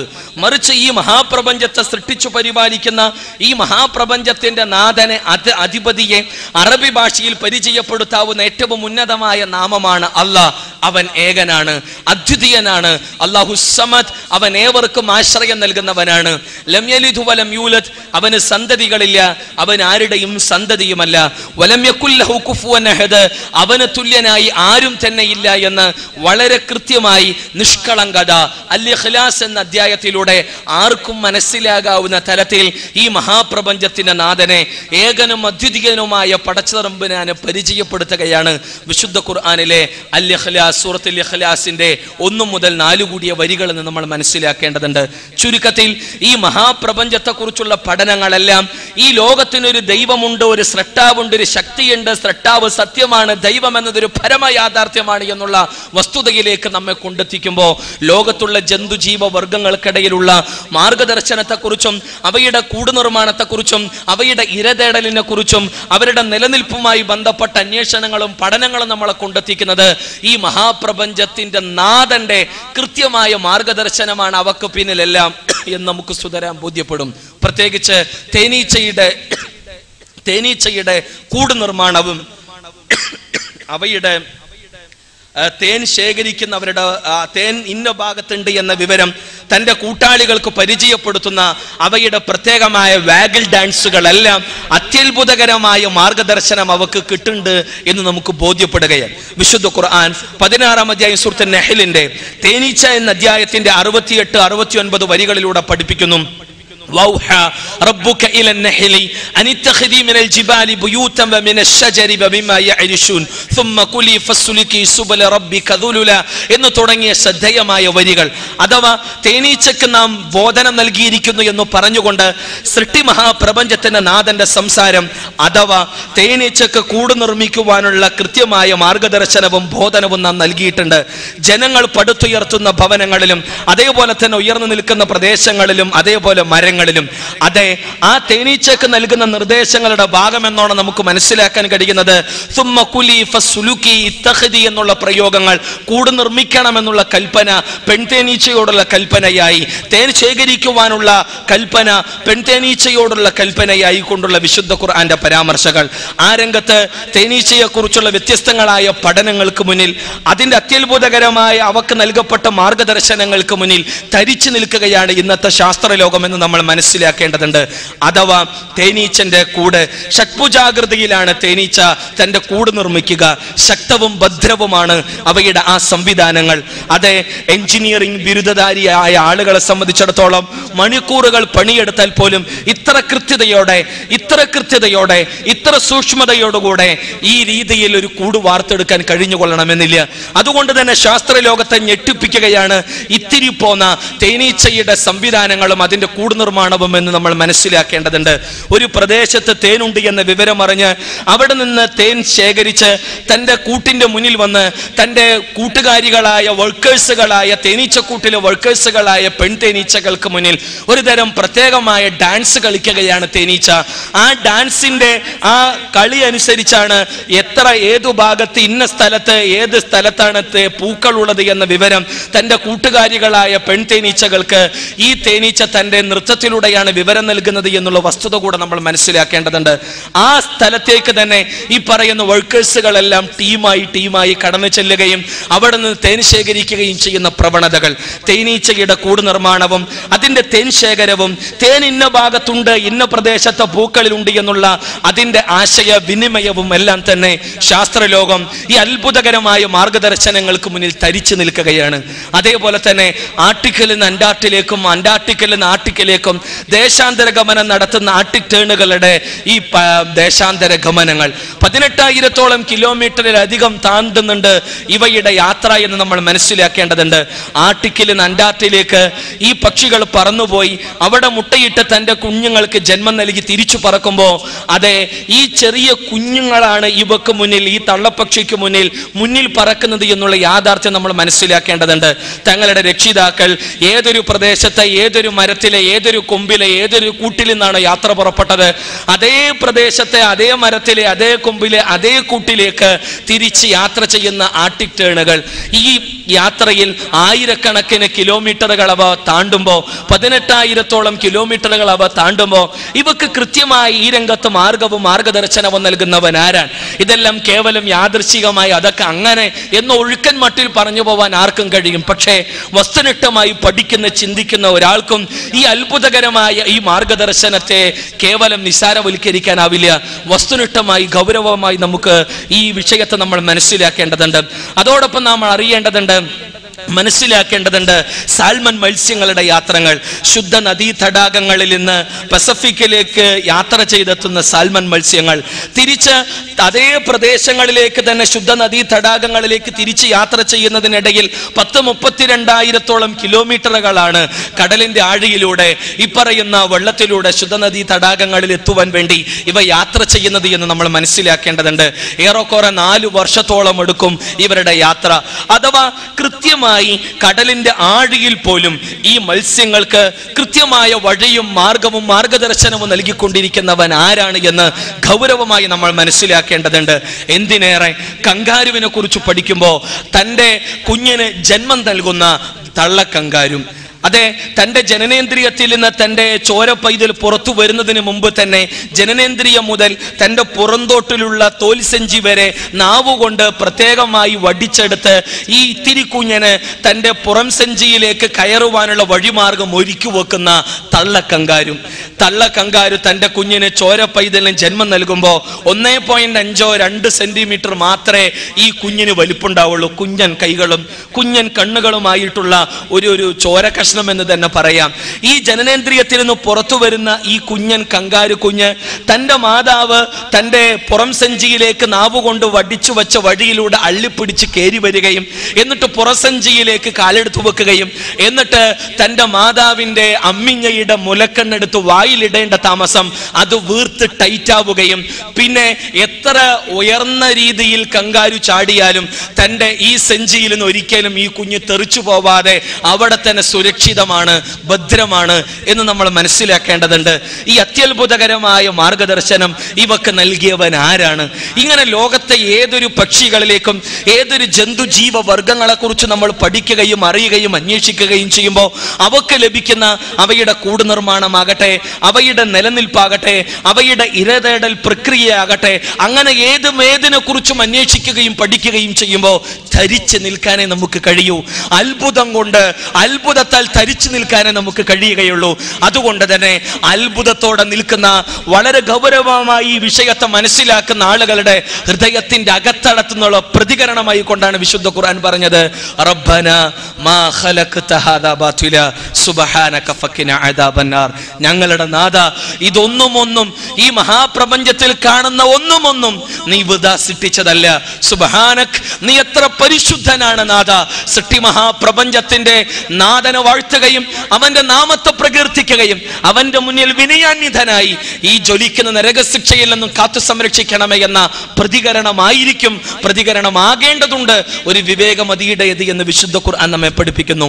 ഞാൻ പറഞ്ഞു വന്നത്, ലോകത്തെ ഈ പ്രപഞ്ച യാഥാർത്ഥ്യങ്ങളും ജന്തുവർഗങ്ങളിലുള്ള മാർഗദർശനവുമെല്ലാം വസ്തുനിഷ്ഠമായി പഠിക്കുന്ന ഒരാൾക്ക് ബോധ്യപ്പെടുന്ന ഒരു സത്യം, ദൈവമുണ്ട്, ദൈവം സത്യമാണ്, സത്യമാണ്, ഒരിക്കലും മിഥ്യയല്ല എന്ന് തന്നെയാണ്. അതോടൊപ്പം തന്നെ ഈ മഹാസ്രഷ്ടാവിനെ, ഈ മഹാപ്രപഞ്ചത്തിന്റെ നാഥനെ വിശുദ്ധ ഖുർആൻ പരിചയപ്പെടുത്തുന്നു. ഞാൻ നേരത്തെ പറഞ്ഞതുപോലെ ഈ മഹാപ്രപഞ്ചത്തിന്റെ നാഥൻ ഏകനാണെന്ന് പരിചയപ്പെടുത്തുന്ന വിശുദ്ധ ഖുർആന്റെ വരികൾ, ഇഖ്ലാസ് 1 മുതൽ 4 കൂടിയ വരികൾ. വിശുദ്ധ ഖുർആൻ 2-ാം അധ്യായം ബഖറയിലെ 162-ാമത്തെ വചനത്തിലൂടെ വഇലാഹുക്കും ഇലാഹു വാഹിദ് ലാ ഇലാഹ ഇല്ലാ ഹുവർ റഹ്മാനുർ റഹീം, നിങ്ങളുടെ ആരാധ്യൻ ഏകനായ സട്ടാവ് മാത്രമാണ്. അവൻ പരമകാരുണ്യകനും കരുണാവാരുതിയുമാണ് എന്ന് പരിചയപ്പെടുത്തുന്ന സട്ടാവ് ഈ മഹാപ്രപഞ്ചത്തിന്റെ നാഥനെ കാരുണ്യവാനായി പരമകാരുണ്യവാനായി കൊണ്ടാണ് വിശുദ്ധ ഖുർആൻ പരിചയപ്പെടുത്തുന്നത്. സട്ടാവിന്റെ വിശാലമായ കരുണ ഓരോ നിമിഷവും അനുഭവിച്ച് ആസ്വദിച്ചു കൊണ്ടിരിക്കുന്നവരാണ് നമ്മൾ. അങ്ങനെയുള്ള നമുക്ക് എങ്ങനെയാണ് സട്ടാവിന്റെ അസ്തിത്വത്തെ ചോദ്യം ചെയ്യാനാവുക? ഒന്ന് സംസാരിക്കണമെങ്കിൽ സാധാരണ ആരോഗ്യമുള്ള ഒരു ചെറുപ്പക്കാരന്റെ വായിൽ 1/2 ലിറ്റർ മുതൽ 1 ലിറ്റർ വരെ ഓരോ ദിവസവും ഉമിനീർ ഉൽപ്പാദിപ്പിക്കപ്പെടുന്നുണ്ട്. ഈ സംവിധാനം ഇല്ലായിരുന്നുവെങ്കിൽ നമുക്ക് സംസാരിക്കാൻ കഴിയുമോ? നമുക്ക് ഉപ്പും മധുരവും കയ്പും പുളിയും മധുരവും ചവർപ്പും അറിയാൻ കഴിയുമോ? രുചി അറിയാൻ കഴിയുമോ? ഈ അത്ഭുതകരമായ സംവിധാനമുള്ളത് കൊണ്ട് സംസാരിക്കാൻ കഴിയുന്നു. മധുരത്തിന്റെ മധുരം അറിയാൻ, കയ്പിന്റെ കയ്പറിയാൻ, ഇതെല്ലാം നമുക്ക് കഴിയുന്നത് ഈ ഉമിനീർ എന്നുള്ള അത്യത്ഭുതകരമായ സംവിധാനം കൊണ്ട് എന്ന് നമ്മൾ മനസ്സിലാക്കേണ്ടതുണ്ട്. ഓരോ നിമിഷവും ഈ വല്ലാത്ത കാരുണ്യത്തിന്റെ സ്പർശം അനുഭവിക്കുന്ന നമുക്ക് കാരുണ്യവാനായ സ്രഷ്ടാവിനെ എങ്ങനെയാണ് മിഥ്യയെന്ന് എഴുതി തള്ളാനാവുക? എങ്ങനെയാണ് കാരുണ്യവാനായ സ്രഷ്ടാവിന്റെ അസ്തിത്വത്തെ ചോദ്യം ചെയ്യാനാവുക?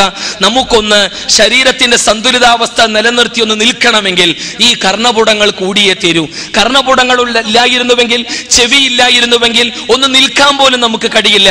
സ്വന്തം ശരീരത്തിന്റെ ബാലൻസ് നിലനിർത്താൻ കഴിയാതെ അടിതെറ്റി വീഴും നമ്മൾ. ഒരു സ്റ്റെപ്പ് മുന്നോട്ട് വെക്കാനാവാതെ, ഒന്ന് നടക്കാനാവാതെ, ഒന്ന് ഓടാനാവാതെ, ഒന്ന് നിൽക്കാൻ പോലും കഴിയാതെ വീണു പോകുമായിരുന്നു നമ്മൾ. അത്യത്ഭുതകരമായി നമ്മെ ഒന്ന് നേരെ നിർത്തുവാൻ, നമ്മെ നടക്കാനും ഓടാനും എല്ലാം സഹായിക്കുന്ന അത്യത്ഭുതകരമായ ഒരു പ്രത്യേകമായ സംവിധാനമാണ്. നമ്മൾ കാര്യങ്ങൾ കേൾക്കാൻ നമുക്ക് സഹായകമാകുന്നതോടൊപ്പം തന്നെ നമ്മുടെ ശരീരത്തിന്റെ സന്തുലിതാവസ്ഥ നിലനിർത്തുന്നതിൽ സുപ്രധാന പങ്ക് നമ്മുടെ കർണപുടങ്ങൾക്കുണ്ട് എന്ന് മനസ്സിലാക്കുമ്പോൾ നമ്മെ നേരെ നിർത്താൻ, നമുക്ക് കാര്യങ്ങൾ കേൾക്കുവാനുള്ള അത്യത്ഭുതകരമായ കർണപുടങ്ങൾ നമുക്ക് നൽകിയ കാരുണ്യവാനായ സ്രഷ്ടാവിനെ എങ്ങനെയാണ് നമുക്ക് നിഷേധിച്ചു തള്ളാനാവുക? അവന്റെ അസ്തിത്വത്തെ എങ്ങനെയാണ് നമുക്ക് വെല്ലുവിളിക്കാനാവുക? സഹോദരങ്ങളെ, ഇങ്ങനെ ശരീരത്തിലെ സ്വന്തം വിരലുകളെ കുറിച്ച് പഠിക്കുമ്പോൾ, അതിന്റെ ഘടനയെ കുറിച്ച് പഠിക്കുമ്പോൾ, വിയർപ്പ് ഗണങ്ങളെ കുറിച്ച് പഠിക്കുമ്പോൾ, നമ്മുടെ ആന്തരാവയവങ്ങളെ കുറിച്ച് പഠിക്കുമ്പോൾ, നമ്മുടെ ശരീരത്തിലെ രക്തചംക്രമണ വ്യവസ്ഥയെ കുറിച്ച് പഠിക്കുമ്പോൾ, ഹൃദയത്തിന്റെ അത്യത്ഭുതകരമായ സംവിധാനത്തെ കുറിച്ച് അന്വേഷിക്കുമ്പോൾ ഒരിക്കലും ഒരിക്കലും ഒരിക്കലും ഈ മഹാപ്രപഞ്ചത്തിന്റെ നാഥനെ, ദൈവം എന്ന സത്യത്തെ നിഷേധിച്ച് തള്ളാനാവില്ല നമുക്ക്. അതുകൊണ്ട് ആ മഹാപ്രപഞ്ചത്തിന്റെ നാഥനെ അറിയുക, സൃഷ്ടി മഹാപ്രപഞ്ചത്തിന്റെ നാഥനെ മനസ്സിലാക്കുക, അവനെ മാത്രം ആരാധിക്കുക എന്ന് വിശുദ്ധ ഖുർആൻ പഠിപ്പിക്കുന്നു. 2-ാം അധ്യായം ബഖറ 21-ാമത്തെ വചനത്തിലൂടെ യാ അയ്യുഹന്നാസ് ഉഅ്ബുദു റബ്ബക്കും അല്ലദീ ഖലഖക്കും വല്ലദീന മിൻ ഖബ്ലിക്കും ലഅല്ലക്കും തത്തഖൂൻ അല്ലദീ ജഅല ലക്കുമുൽ അർള ഫിറാശൻ വസ്സമാഅ ബിനാഅ വഅൻസല മിനസ് സമാഇ മാഅ ഫഅഖ്റജ ബിഹി മിനസ് സമറാത്തി റിസ്ഖൻ ലക്കും ഫലാ തജ്അലു ലില്ലാഹി അൻദാദ വഅൻതും തഅലമൂൻ. ഏറെ ശ്രദ്ധേയമായ വിശുദ്ധ ഖുർആന്റെ വരികൾ. ജനങ്ങളെ എന്ന് അഭിസംബോധന ചെയ്യുന്ന ഖുർആൻ പ്രത്യേക വർഗത്തെയോ വിഭാഗത്തെയോ സമൂഹത്തെയോ അഭിസംബോധന ചെയ്യാതെ മജ്ജയും മാംസവുമുള്ള പച്ചയായ മനുഷ്യരെ അഭിസംബോധന ചെയ്തുകൊണ്ട് ഖുർആൻ പറയുന്നത്, ജനങ്ങളെ നിങ്ങൾ ആരാധിക്കുക, നിങ്ങളെ സൃഷ്ടിച്ച, നിങ്ങളുടെ മുൻഗാമികളെ സൃഷ്ടിച്ച നിങ്ങളുടെ സൃഷ്ടാവിനെ മാത്രം, നിങ്ങളുടെ ദൈവത്തെ മാത്രം, നിങ്ങളുടെ പടച്ച റബ്ബിനെ മാത്രം നിങ്ങൾ ആരാധിക്കുക എന്ന് പഠിപ്പിക്കുന്ന ഖുർആന്റെ വരികൾ നിങ്ങൾക്ക് വേണ്ടി അല്ലദീ ജഅല ലക്കുമുൽ അർള ഫിറാശൻ വസ്സമാഅ, ഉപരിലോകത്തെ നിങ്ങൾക്കായി സംവിധാനിച്ച, ഭൂമിയെ നിങ്ങൾക്കായി വിരിപ്പാക്കി തന്ന, ഉപരിലോകത്ത് നിങ്ങൾക്ക് മഴ ചൊരിഞ്ഞു തന്നുകൊണ്ടിരിക്കുന്ന, അതുവഴി സസ്യവർഗങ്ങളെ ഫലവർഗങ്ങളെ നിങ്ങൾക്കായി മുളപ്പിച്ചു തന്നുകൊണ്ടിരിക്കുന്ന നിങ്ങളുടെ നാഥനെ നിങ്ങൾ ആരാധിക്കണം. അറിഞ്ഞറിഞ്ഞുകൊണ്ട് സൃഷ്ടാവിന്റെ ഏകത്വത്തിലും അദ്വിതീയതയിലും നിങ്ങൾ പങ്കുകാരെ ചേർക്കരുത്, സമന്മാരെ സ്വീകരിക്കരുത് എന്ന് പഠിപ്പിക്കുന്ന വിശുദ്ധ ഖുർആന്റെ ശക്തമായ നിർദ്ദേശങ്ങൾ, സാരോപദേശങ്ങൾ. ആ സാരോപദേശങ്ങളുടെ ആത്മാവിനെ തൊട്ടറിയാൻ നമുക്ക് കഴിയേണ്ടതുണ്ട് സഹോദരങ്ങളെ. ഞാൻ പറഞ്ഞു വന്നത് ഈ മഹാപ്രപഞ്ചത്തിന്റെ നാഥൻ ഏകനാണെന്നും ഈ ലോകത്തിനൊരു സൃഷ്ടാവുണ്ട് എന്നും അവനെ മാത്രം ആരാധിക്കുക എന്ന സത്യത്തിലേക്ക് തിരിഞ്ഞു വരണമെന്നാണ്. ആ സൃഷ്ടാവിന്റെ മാർഗദർശനം കൂടിയേ തീരൂ മനുഷ്യന് മനുഷ്യനായി ജീവിക്കണമെങ്കിൽ, മനുഷ്യന് മനുഷ്യാസ്തിത്വത്തിന്റെ അത്യുജ്വലമായ ഭാവതലങ്ങളിലേക്ക് കാലെടുത്തു വെക്കണമെങ്കിൽ ദൈവം തമ്പുരാന്റെ ഈ മഹാപ്രപഞ്ചത്തിന് നാഥന്റെ മാർഗദർശനം അനിവാര്യമാണ്. കേവലം ചില ബുദ്ധിജീവികളുടെ, കേവലം ചില യുക്തിവാദികളുടെ, കേവലം ചില ഭൗതിക ദാർശനികന്മാരുടെ പിഴച്ച വികല വികൃത വീക്ഷണങ്ങളിലേക്ക് നമ്മൾ കാലെടുത്തു വെച്ചാൽ തലയിൽ കൈവെക്കേണ്ട അല്ലെങ്കിൽ സ്വന്തത്തെ ശപിക്കേണ്ട ഗതികേടിലേക്ക് തന്നെയായിരിക്കും നമ്മൾ പോവുക. ലോകം കണ്ട ഒരു ഭൗതിക ദർശനത്തിനും, അത് ഏത് ഭൗതിക തലത്തിൽ ചർച്ച ചെയ്യപ്പെട്ട ഇസ്സങ്ങളാകട്ടെ, ഭൗതിക ദർശനങ്ങളാകട്ടെ, തത്വചിന്താ പ്രസ്ഥാനങ്ങളാകട്ടെ, ഒരിക്കലും ഒരു തലത്തിലും മാനവരാശിക്ക് കൃത്യവും പൂർണ്ണവുമായ മാർഗദർശനം നൽകാൻ ലോകത്ത് ഒരു ഭൗതിക ദർശനത്തിനും കഴിയില്ല. ലോകത്ത് ഒരു ഭൗതിക ദർശനത്തിന്റെ വക്താക്കൾക്കും കഴിയില്ല. അവരുടെ സിദ്ധവൈഭവമുള്ള ബുദ്ധിയിൽ ഉരുത്തിരിഞ്ഞു വന്ന വികൃത ചിന്തകൾക്കും കഴിയില്ല ഒരിക്കലും മനുഷ്യനെ മനുഷ്യനാക്കാൻ, മനുഷ്യന് നേരായ ശരിയായ മാർഗവും മാർഗദർശനവും നൽകാൻ. അതുകൊണ്ട് സൃഷ്ടി മഹാപ്രപഞ്ചത്തിന്റെ നാഥന്റെ മാർഗദർശനത്തിലേക്ക് വരിക. ഞാൻ നേരത്തെ പറഞ്ഞതുപോലെ തേനീച്ചക്ക് കൂട് നിർമ്മിക്കുവാനുള്ള മാർഗദർശനം നൽകിയവനാരോ? തേനീച്ചക്ക് തേൻ ശേഖരിക്കുവാനുള്ള മാർഗദർശനം നൽകിയോ? ആർട്ടിക് ചേണുകൾക്ക് ദേശാന്തര ഗമനം നടത്തുവാനുള്ള മാർഗദർശനം നൽകിയവനാരോ? കങ്കാരുവിന്റെ കുഞ്ഞിന് കൃത്യമായി മുന്നോട്ട് പോവാനും തന്റെ മാതാവിന്റെ പുറം സഞ്ചിയിലേക്ക് കാലെടുത്തു വെക്കുവാനുമുള്ള മാർഗദർശനം നൽകിയവനാരോ? സാൽമൺ മത്സ്യങ്ങൾക്ക് കടലിന്റെ ആഴിയിലൂടെ 32,000-ലധികം കിലോമീറ്ററുകൾ യാത്ര ചെയ്യുവാനുള്ള മാർഗദർശനം നൽകിക്കൊണ്ടിരിക്കുന്നവനാരോ? ഈ ലോകത്തെ സകല വർഗങ്ങൾക്കും സൃഷ്ടിവർഗങ്ങൾക്കും കൃത്യമായ മാർഗദർശനം നൽകിക്കൊണ്ടിരിക്കുന്നവനാരോ? ഇവയെല്ലാം അത്യുത്ഭുതകരമായി സംവിധാനിച്ചവനാരോ? അവന്റെ മാർഗദർശനം കൂടിയേ തീരൂ നമുക്ക് മനുഷ്യാസ്തിത്വത്തിന്റെ ഉജ്ജ്വലമായ ഭാവതലങ്ങളിലേക്ക് എത്താൻ. അതിനുവേണ്ടിയാണ് ലോകത്തിന്റെ വിവിധ കോണുകളിലേക്ക് സൃഷ്ടാവിന്റെ മാർഗദർശനവുമായി പ്രവാചകന്മാർ കടന്നു വന്നിട്ടുള്ളത്. ആ പ്രവാചക ശൃംഖലയിൽ അവസാനത്തെ പ്രവാചകനാണ് മുഹമ്മദ് നബി സല്ലല്ലാഹു അലൈഹി വസല്ലം. ആ പ്രവാചകനാകട്ടെ മനുഷ്യന് കൃത്യമായ മാർഗദർശനം നൽകുന്നു സ്വന്തം ജീവിതത്തിലൂടെ. അദ്ദേഹത്തിലൂടെ ലോകം കേട്ട കണ്ട അറിഞ്ഞ വേദഗ്രന്ഥമാണ് വിശുദ്ധ ഖുർആൻ. ആ വിശുദ്ധ ഖുർആനും അതിന്റെ പ്രായോഗിക വിശദീകരണമായ മുഹമ്മദ് നബി സല്ലല്ലാഹു അലൈഹി വസല്ലമയുടെ ജീവിതവുമാണ് മനുഷ്യനെ നേരായ ചൊവ്വായ വഴിയിലേക്ക് വഴി നടത്തുക എന്ന് നമ്മൾ മനസ്സിലാക്കേണ്ടതുണ്ട്.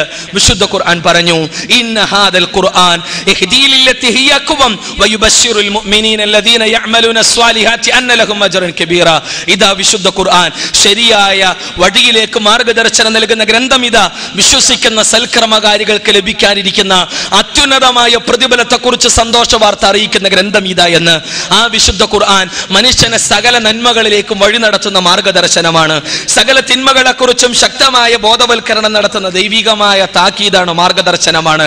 ആ ഖുർആൻ എങ്ങനെ പ്രായോഗികവൽക്കരിക്കണമെന്ന് സ്വന്തം ജീവിതത്തിലൂടെ ജീവിച്ച് കാണിച്ചു തരികയാണ് മുഹമ്മദ് നബി സല്ലല്ലാഹു അലൈഹി വസല്ലമ ചെയ്തത്. ആ പ്രവാചകന്റെ അനുഭവമായ മാതൃകയിലേക്ക് വിശുദ്ധ ഖുർആൻ വിരൽ ചൂണ്ടുന്നു. ലഖദ് കാന ലക്കും ഫീ റസൂലില്ലാഹി ഉസ്വത്തുൻ ഹസന. ഖുർആനിലെ 33-ാം അധ്യായം അഹ്സാബിന്റെ 21-ാമത്തെ വചനം. നിങ്ങൾക്ക് അനുപമമായ മാതൃക പ്രവാചക മുത്ത് സല്ലല്ലാഹു അലൈഹി വസല്ലമയിൽ ഉണ്ട് എന്ന് വിശുദ്ധ ഖുർആൻ പറയുമ്പോൾ, വിശുദ്ധ ഖുർആനും അതിന്റെ വിശദീകരണമായി മുഹമ്മദ് നബി സല്ലല്ലാഹു അലൈഹി വസല്ലമയുടെ ജീവിതവുമാണ് ആ രംഗത്ത് മാനവരാശിക്ക് ശരിയായ മാർഗവും മാർഗദർശനവും നൽകുക. സട്ടാവിന്റെ മാർഗത്തിൽ നിന്ന് മാർഗദർശനത്തിൽ നിന്ന് വ്യതിചലിച്ചാൽ സട്ടാവുണ്ട് എന്ന പരമയാഥാർത്ഥ്യത്തെ വെല്ലുവിളിച്ച് നിഷേധയുടെ തലങ്ങളിലേക്ക് നമ്മൾ അധപ്പതിച്ചു പോയാൽ അത് നമ്മുടെ സർവനാശത്തിന് കാരണമായി തീരുമെന്ന് വിശുദ്ധ ഖുർആൻ പഠിപ്പിക്കുന്നു. 2-ാം അധ്യായം ബഖറ 39-ാമത്തെ വചനത്തിലൂടെ വിശുദ്ധ ഖുർആൻ പറഞ്ഞു, വലദീന കഫറു വകദ്ദബു ബിആയാതിനാ ഉലൈക അസ്ഹാബുൻ നാർ ഹും ഫീഹാ ഖാലിദൂൻ. അല്ലാഹുവിന്റെ ദിവ്യ ദൃഷ്ടാന്തങ്ങളെ നിഷേധിച്ച് തള്ളുന്നവനാരോ? വലദീന കഫറു വകദ്ദബു ബിആയാതിനാ, സകല സത്യങ്ങളെയും നിഷേധിച്ച് തള്ളുന്ന, സട്ടാവുണ്ട് എന്ന യാഥാർത്ഥ്യത്തെ വെല്ലുവിളിക്കുന്ന, അല്ലാഹുവിന്റെ അത്യത്ഭുതകരമായ ദൃഷ്ടാന്തങ്ങളെ വെല്ലുവിളിക്കുകയും ചോദ്യം ചെയ്യുകയും നിഷേധിക്കുകയും ചെയ്യുന്നവരാരോ? അവരെ സംബന്ധിച്ചിടത്തോളം ഉലൈക അസ്ഹാബുൻ നാർ, അവർ തന്നെയാണ് ജ്വലിക്കുന്ന നരകത്തിന്റെ ആളുകൾ. അവർ അത് തന്നെയാണ് എല്ലാ അർത്ഥത്തിലുള്ള നാശം, നഷ്ടമെന്ന് പഠിപ്പിക്കുന്ന വിശുദ്ധ ഖുർആൻ 2-ാം അധ്യായം ബഖറയിലെ 39-ാമത്തെ വചനങ്ങൾ. അതുകൊണ്ട് സട്ടാവുണ്ട് എന്ന പച്ചയായ സത്യത്തിലേക്ക് തിരിച്ചു വരിക. സട്ടാവിന്റെ അസ്തിത്വത്തെ ചോദ്യം ചെയ്യുന്നതിന്റെ ഭാഗമെന്നോണം പല തരികടകളും പല വാദങ്ങളും പല വാദമുഖങ്ങളും ആളുകൾ മുന്നോട്ട് വെച്ചിട്ടുണ്ട്. എങ്കിലും കാലചക്രത്തിന്റെ കറക്കമനുസരിച്ച് ശാസ്ത്രലോകത്തെ പുതിയ പുതിയ പഠനങ്ങൾ സട്ടാവുണ്ട് എന്ന സത്യത്തിലേക്ക് നമ്മളെ കൊണ്ടെത്തിക്കുകയാണ്. മനുഷ്യൻ കാട്ടുകുരങ്ങന്റെ പിൻഗാമിയാണെന്ന് വരുത്തി തീർക്കാൻ ശ്രമിച്ച പരിണാമവാദികൾ വർഷങ്ങളേറെയായി കാലമേറെയായി നമ്മെ കുരങ്ങ് കളിപ്പിച്ചുകൊണ്ടിരിക്കുകയാണ്. അവർ മുന്നോട്ട് വെച്ച കുരങ്ങൻ ആശയങ്ങൾ കൊണ്ട് എന്ന് നമ്മൾ മനസ്സിലാക്കേണ്ടതുണ്ട്. കാട്ടുകുരങ്ങൻ കാട്ടിലൂടെ മരം ചാടിക്കൊണ്ടിരിക്കുന്നതിനിടയിൽ ഒരു സുപ്രഭാതത്തിൽ കാട്ടുകുരങ്ങന്റെ വാല് നഷ്ടപ്പെട്ടു. പിന്നെയും മരം ചാടിക്കൊണ്ടിരുന്ന കാട്ടുകുരങ്ങന്റെ നട്ടല് പെട്ടെന്നൊരു ദിവസം നിവർന്നു. പിന്നെയും ചാടിക്കൊണ്ടേയിരുന്ന കാട്ടുകുരങ്ങന്റെ തലയോട്ടിയിൽ ചില മാറ്റങ്ങൾ ഉണ്ടായി, രൂപമാറ്റങ്ങൾ ഉണ്ടായി. അങ്ങനെ മനുഷ്യൻ എന്ന ജന്തു ഉണ്ടായി എന്ന് പഠിപ്പിച്ച് നമ്മെ കുരങ്ങ് കളിപ്പിച്ച കുരങ്ങൻ ആശയങ്ങൾ മനുഷ്യനെയും ഈ പറയുന്ന ആൾക്കുരങ്ങന്റെയും ഇടയിൽ ഒരു ഇടക്കണ്ണിയെ പരിചയപ്പെടുത്തൽ അനിവാര്യമായി വന്നപ്പോ അൾട്ട്മാൻ എന്നൊരു സാധനത്തിന് പരിചയപ്പെടുത്തി. അഥവാ മനുഷ്യന്റെയും ആൾക്കൊരങ്ങന്റെയും തലയോട്ടിയിലെ ചില ഭാഗങ്ങൾ കട്ട് ചെയ്ത് പേസ്റ്റ് ചെയ്ത് വെച്ച് വർഷങ്ങളായി അൾട്ട്മാൻ എന്നൊരു പേരും കൊടുത്ത് നമ്മളെ ശരിക്കും കുരങ്ങ കളിപ്പിക്കുകയായിരുന്നു ഈ പരിണാമവാദികൾ എന്നുള്ള പച്ചയായ സത്യത്തെ നമ്മൾ മനസ്സിലാക്കേണ്ടതുണ്ട്. ഇന്ന് ഇത് തന്ത്രമായിരുന്നു എന്നും ഇത് ഒരു തരം കുരങ്ങൻ ആശയമായിരുന്നു എന്നും ഒരു കുരങ്ങ കളിയായിരുന്നു നമ്മളെ കളിപ്പിച്ചത് എന്നും ലോകം തിരിച്ചറിയുമ്പോൾ ലോകത്തിനൊരു സൃഷ്ടാവുണ്ട് എന്ന സത്യത്തിലേക്ക് ജനകോടികളുടെ മനസ്സുകൾ മാറി ചിന്തിക്കുമ്പോൾ അതെ ഈ സമയത്ത് വിശുദ്ധ ഖുർആനും സുന്നത്തും മുറുകെ പിടിച്ചുകൊണ്ട് ലോകത്തിന്റെ മുന്നിൽ ഈ മഹാപ്രപഞ്ചത്തിന്റെ നാഥനെ പരമകാരുണ്യകനായ റഹ്മാനും റഹീമുമായ അർഹമുറഹീമിനായ നാഥനെ പരിചയപ്പെടുത്തുവാനും അവന്റെ മാർഗത്തിലേക്ക് മാർഗദർശനത്തെക്കുറിച്ച് ലോകത്തെ പഠിപ്പിക്കുവാനും വിശുദ്ധ ഖുർആനിലേക്കും അതിന്റെ പ്രായോഗിക ജീവിത മാതൃകയായ പ്രവാചക ജീവിതത്തിലേക്കും ജനമനസ്സുകളുടെ ശ്രദ്ധ ക്ഷണിക്കുക എന്ന ഉത്തരവാദിത്വം നമ്മൾ നിർവഹിക്കേണ്ടതുണ്ട്. ഇവിടെ സട്ടാവിന്റെ മാർഗദർശനം അനുസരിച്ച് ജീവിക്കുന്നവർക്കാണ് അത്യുന്നതമായ സ്വർഗലോകമുള്ളത്, ആത്യന്തികമായ മോക്ഷമുള്ളത്. ഇല്ല എങ്കിൽ ജ്വലിക്കുന്ന നരകശിക്ഷയായിരിക്കും ഫലം എന്ന് വിശുദ്ധ ഖുർആൻ നമ്മെ പഠിപ്പിക്കുകയാണ്. അതുകൊണ്ട് മരണം എന്ന സത്യത്തെ മുന്നിൽ കണ്ടുകൊണ്ട് ലോകത്തിന്റെ നാഥനെ അറിയുകയും അവനെ മാത്രം ആരാധിക്കുകയും അവന്റെ മാർഗദർശനത്തിലേക്ക് തിരിച്ചു വരികയും ആ മാർഗത്തിൽ ഉറച്ചു നിൽക്കുകയും അതിനനുസരിച്ച് ജീവിതത്തെ ചിട്ടപ്പെടുത്തുകയും ചെയ്യുക. അത്തരത്തിലുള്ള ചിന്തക്കും അത്തരത്തിലുള്ള ഗൗരവമേറിയ പഠനങ്ങൾക്കും ഈ ചർച്ചയും ഈ സംവാദവും നമുക്ക് പ്രചോദനമാകേണ്ടതുണ്ട്. അതുകൊണ്ട് ദൈവം സത്യമോ മിഥ്യയോ എന്ന മർമ്മപ്രസക്തമായ വിഷയം നിങ്ങളുടെ മനസ്സുകളിലേക്ക് സമർപ്പിക്കുകയാണ്. സ്വാഭാവികമായും ഞാൻ അവതരിപ്പിച്ച വിഷയങ്ങളോട് നിങ്ങൾക്ക് വിയോജിപ്പുകൾ ഉണ്ടാവാം, വിമർശനങ്ങൾ ഉണ്ടാവാം, സംശയങ്ങൾ ഉണ്ടാവാം. അത്തരം സംശയങ്ങളും വിമർശനങ്ങളും ഉന്നയിച്ചുകൊണ്ട് തുടർന്നുള്ള ചോദ്യോത്തര സെഷനെ ജീവസുറ്റതാക്കണമേ എന്ന് ഉണർത്തിക്കൊണ്ട് ദൈവം സത്യമോ മിഥ്യയോ എന്നുള്ള ഈ വിഷയത്തെ നിങ്ങളുടെ മനസ്സുകളിലേക്ക് സമർപ്പിക്കുകയാണ്. പഠിക്കണമേ, ചിന്തിക്കണമേ, അന്വേഷിക്കണമേ എന്ന് താല്പര്യപ്പെട്ടുകൊണ്ട് നിർത്തുന്നു. ലോകങ്ങളുടെ നാഥൻ നമ്മെ അനുഗ്രഹിക്കുമാറാകട്ടെ. റബ്ബനാ ആതിനാ ഫിദ്ദുനിയ ഹസന വഫിൽ ആഖിറതി ഹസനത വഖിനാ അദാബന്നാർ വസല്ലല്ലാഹു അലാ മുഹമ്മദിൻ വഅലാ ആലിഹി വസഹ്ബിഹി അജ്മഈൻ വൽഹംദുലില്ലാഹി റബ്ബിൽ ആലമീൻ.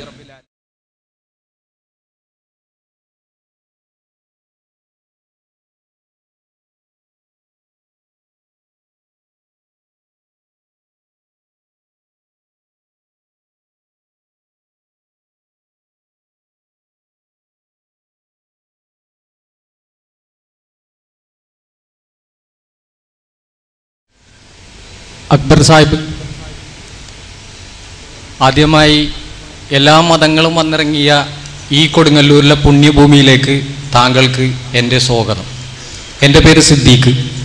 ദൈവം സത്യമോ മിഥ്യയോ എന്ന ചോദ്യത്തിന് ദൈവം സത്യമല്ല മിഥ്യയാണ് എന്ന് വിശ്വസിക്കുന്ന ആളാണ് ഞാൻ. എല്ലാ പ്രവാചകന്മാരും നുണയന്മാരായിരുന്നു എന്നും വിശ്വസിക്കുന്നു. അതിന് ഞാനെൻ്റെ ചോദ്യത്തിൻ്റെ വിഷയത്തിലേക്ക് കടക്കുന്നതിന് മുമ്പ് നിങ്ങൾ വിസ്മരിച്ചു പോയ ഒരു കാര്യം ഞാനിവിടെ ഓർമ്മിപ്പിക്കുകയാണ്. 1922 കാലഘട്ടത്തിൽ വക്കം അബ്ദുൽ ഖാദർ മൗലവി എന്ന വക്കം മൗലവി ഇവിടെ കൊടുങ്ങല്ലൂരിൽ രൂപം കൊടുത്ത ഒരു സംഘത്തിൻ്റെ പിൻഗാമിയായി തുടർന്ന് വന്ന മുജാഹിദ് പ്രസ്ഥാനം സത്യം വിളിച്ചു പറയാനുള്ള അവകാശത്തിന് വേണ്ടി നിലകൊള്ളുകയും ത്യാഗങ്ങൾ സഹിക്കുകയും ചെയ്ത അദ്ദേഹത്തിൻ്റെ മാതൃക പിന്തുടർന്നുകൊണ്ട് സത്യം വിളിച്ചു പറയാനുള്ള എൻ്റെ സ്വാതന്ത്ര്യം ഞാനിവിടെ ഉപയോഗിക്കുകയാണ്. ആദ്യമായി യാദർച്ഛികമായി കടന്നു വന്ന് ഞാൻ ചോദിക്കാൻ ഉദ്ദേശിച്ച ചോദ്യവുമായി ബന്ധപ്പെട്ട് പരാമർശിക്കപ്പെട്ട തേനീച്ചയെക്കുറിച്ച് പറയുന്ന വിശുദ്ധ ഖുർആനിൽ തേനീച്ചയെക്കുറിച്ച് പരാമർശിക്കുന്ന ഒരു ഭാഗത്തിൽ തേൻ പല നിറത്തിലുണ്ടെന്നും ആ തേൻ തേനീച്ചയുടെ ഉദരത്തിൽ നിന്നുമാണ് ഉണ്ടാകുന്നതെന്നും പടച്ച തമ്പുരാൻ പറഞ്ഞതായി വിശുദ്ധ ഖുർആനിലൂടെ മുഹമ്മദ് നബി പരിചയപ്പെടുത്തുന്നു.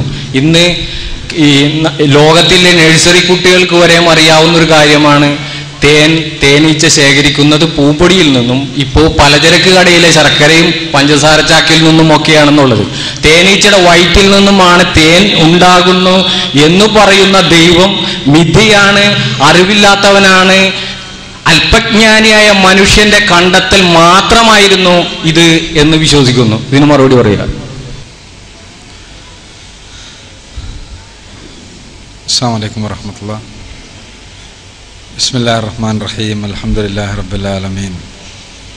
അസ്സലാത്തു വസ്സലാമു അലാ അഷ്റഫിൽ മുർസലീൻ വഅലാ ആലിഹി വഅസ്ഹാബിഹി അജ്മഈൻ. അമ്മാ ബഅദ്.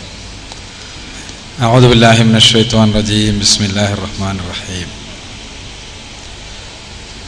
യുരീദൂന അൻ യുത്ഫിഉ നൂറല്ലാഹി ബിഅഫ്വാഹിഹിം വയഅബല്ലാഹു ഇല്ലാ അൻ യുത്തിമ്മ നൂറഹു വലൗ കരിഹൽ കാഫിറൂൻ. ഹുവല്ലദീ അർസല റസൂലഹു ബിൽ ഹുദാ വദീനിൽ ഹഖ് ലിയുദ്ഹിറഹു അലദ്ദീനി കുല്ലിഹി വലൗ കരിഹൽ മുശ്രികൂൻ. സഹോദരീ സഹോദരന്മാരെ, ദൈവം സത്യമോ മിഥ്യയോ എന്ന വിഷയമാണ് ഇവിടെ ചർച്ച ചെയ്യപ്പെടുന്നത്. ഈ പ്രപഞ്ചത്തിലെ ചെറുതും വലുതുമായ എല്ലാ പ്രതിഭാസങ്ങളും സൃഷ്ടികർത്താവിൻ്റെ അസ്തിത്വത്തെ വെളിപ്പെടുത്തുകയാണ് ചെയ്യുന്നത് എന്നും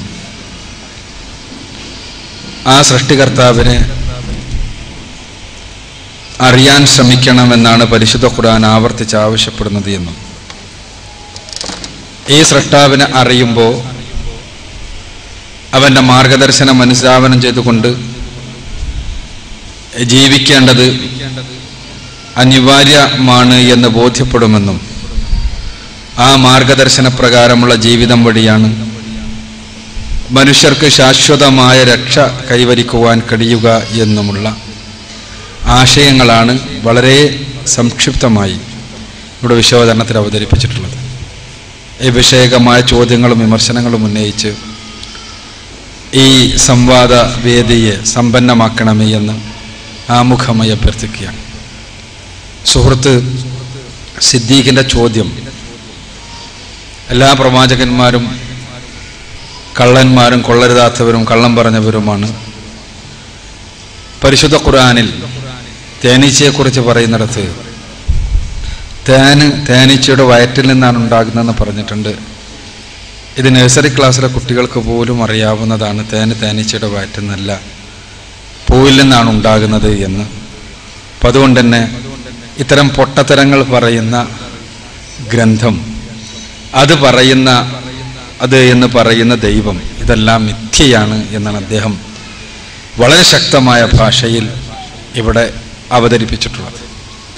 സത്യത്തിൽ സിദ്ദീഖ് സാഹിബ് അദ്ദേഹത്തിൻ്റെ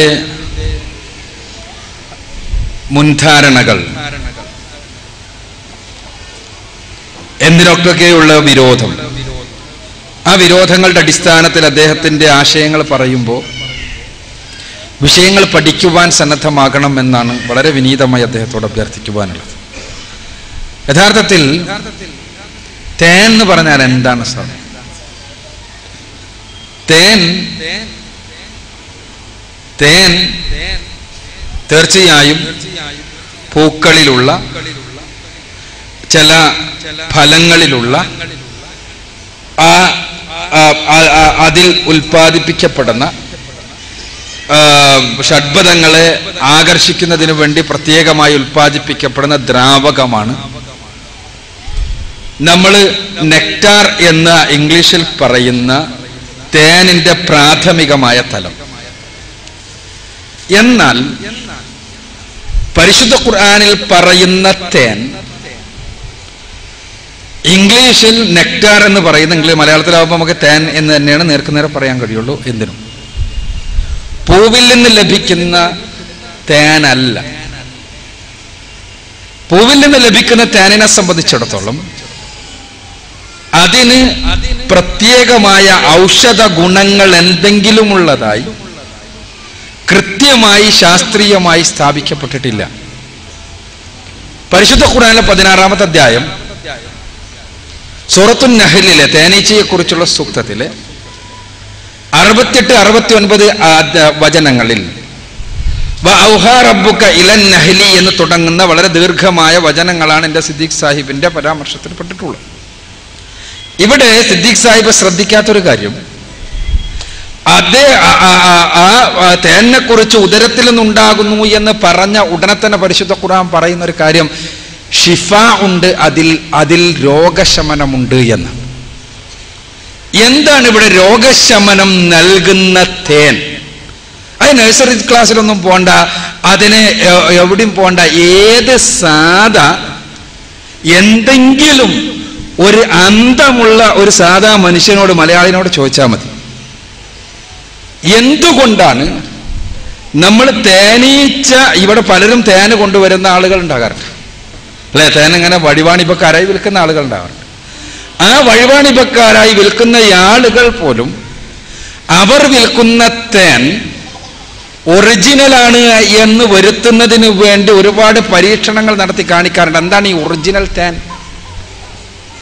ഒറിജിനൽ തേൻ എന്ന് പറഞ്ഞാൽ യഥാർത്ഥ തേനീച്ചയിൽ നിന്നുണ്ടാകുന്ന തേന, തേനീച്ചയിൽ നിന്നുണ്ടാകുന്ന തേനും പൂക്കളിൽ നിന്നും കായ്ക്കളിൽ നിന്നുണ്ടാകുന്ന തേനും തമ്മിലുള്ള വ്യത്യാസം സിദ്ദീഖ് സാഹിബ് മനസ്സിലാക്കാത്തത് കൊണ്ടാണെന്ന് എനിക്കറിയില്ല. ഈ പൂക്കളിലുള്ള തേൻ ഇത് ശേഖരിച്ച ശേഷം ആ ശേഖരിച്ചിട്ടൊരു പാത്രത്തിൽ കൊണ്ടുപോയി ശേഖരിച്ചിട്ട് കൊണ്ടുവരല്ല സിദ്ദീഖ് സാഹിബ് വിചാരിച്ചതുപോലെ ഈ തേനീച്ചന്റെ പണി. തേനീച്ചന്റെ കയ്യിൽ പാത്രമൊന്നുമില്ല. തേനീച്ച എന്താ ചെയ്യുന്നത്? തേനീച്ച ആ തേൻ ശേഖരിക്കുന്നത് അതിന്റെ ആമാശയത്തിൽ തന്നെയാണ്. ആമാശയത്തിൽ ശേഖരിച്ചതിന് ശേഷം ആ തേൻ തേനീച്ച പുറത്ത് വിടുകയാണ്, അല്ലെങ്കിൽ തേനീച്ച ഛർദ്ദിച്ചതാണ് നമ്മൾ ഉപയോഗിക്കുന്ന തേൻ എന്നർത്ഥം. ആ തേനാണ് ഔഷധ ഗുണമുള്ള തേൻ. സിദ്ദീഖ് സാഹിബ് നഴ്സറി ക്ലാസ് പോണതിന് മുമ്പ് ഏതെങ്കിലും ഒരു നാടൻ വൈദ്യശാലയിൽ കയറി ചോദിച്ചാൽ ഈ കാര്യം മനസ്സിലാകുമായിരുന്നു. അദ്ദേഹം ഭയങ്കര ഒരു കാര്യമായിട്ട് ദൈവനിഷേധത്തിനുള്ളൊരു കാര്യമായി അവതരിപ്പിക്കുന്നതിന് മുമ്പ് അതൊന്ന് ചെയ്തു നോക്കാമായിരുന്നു എന്ന് എനിക്ക് വിനീതമായ അഭിപ്രായമാണ്. സത്യത്തിൽ അദ്ദേഹം ഇത് അവതരിപ്പിച്ച് കേട്ടപ്പോൾ എനിക്ക് ദൈവനിഷേധികളുടെ ഒരു അന്തക്കുറവിനെ കുറിച്ചാണ് എനിക്ക് പെട്ടെന്ന് തോന്നിപ്പോയത്.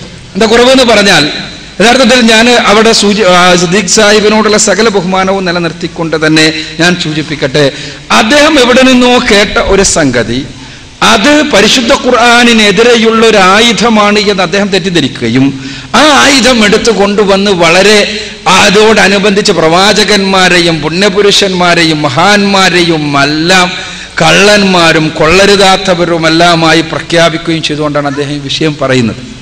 യഥാർത്ഥത്തിൽ നമ്മൾ ചിന്തിച്ചു നോക്കുക, ഇത് ഒന്ന് അന്വേഷിക്കാൻ, പഠിക്കാൻ, മനസ്സിലാക്കാൻ സന്നദ്ധമായിരുന്നുവെങ്കിൽ അദ്ദേഹത്തിന് എവിടെ നിന്നും മനസ്സിലാക്കാൻ കഴിയുന്നതായിരുന്നു ഈ തേനിനെ കുറിച്ച് യാഥാർത്ഥ്യവും. അതിന് വളരെ വലിയ അഗാധമായ ജ്ഞാനത്തിൻ്റെ ഒന്നും ആവശ്യമില്ല. ആർക്കും അറിയാവുന്നതാണ്, തേൻ കേവലം തേനീച്ച ഒരു പാത്രത്തിൽ കൊണ്ടുവന്ന് ശേഖരിച്ച് നമുക്ക് തരുന്ന സാധനമല്ല, മറിച്ച് തേനീച്ച അത് രാമാശയത്തിൽ ശേഖരിക്കുകയും അത് പുറത്തേക്ക് ഛർദ്ദിക്കുകയും ചെയ്ത് അങ്ങനെ അതിൻ്റെ ശരീരത്തിലെ സ്രവങ്ങളും കൂടിക്കൂടുമ്പോഴാണ് യഥാർത്ഥത്തിൽ തേൻ ഔഷധ ഗുണമുള്ളതാകുന്നത്. പരിശുദ്ധ ഖുർആനാകട്ടെ പറയുന്നത് ഔഷധ ഗുണമുള്ള തേനിനെ കുറിച്ചാണ്. ഇത് അദ്ദേഹത്തിന് എവിടെ നിന്നും മനസ്സിലാക്കാൻ കഴിയുന്നതായിരുന്നു. ദൈവ നിഷേധത്തെ സംബന്ധിച്ചിടത്തോളം യഥാർത്ഥത്തിൽ ഇതേപോലെയുള്ള അടിസ്ഥാനരഹിതമായ വാദങ്ങളിലാണ് അവർ പലപ്പോഴും അഭിരമിച്ചു കൊണ്ടിരിക്കുന്നത് എന്നുള്ളതാണ് സങ്കടകരമായ കാര്യം.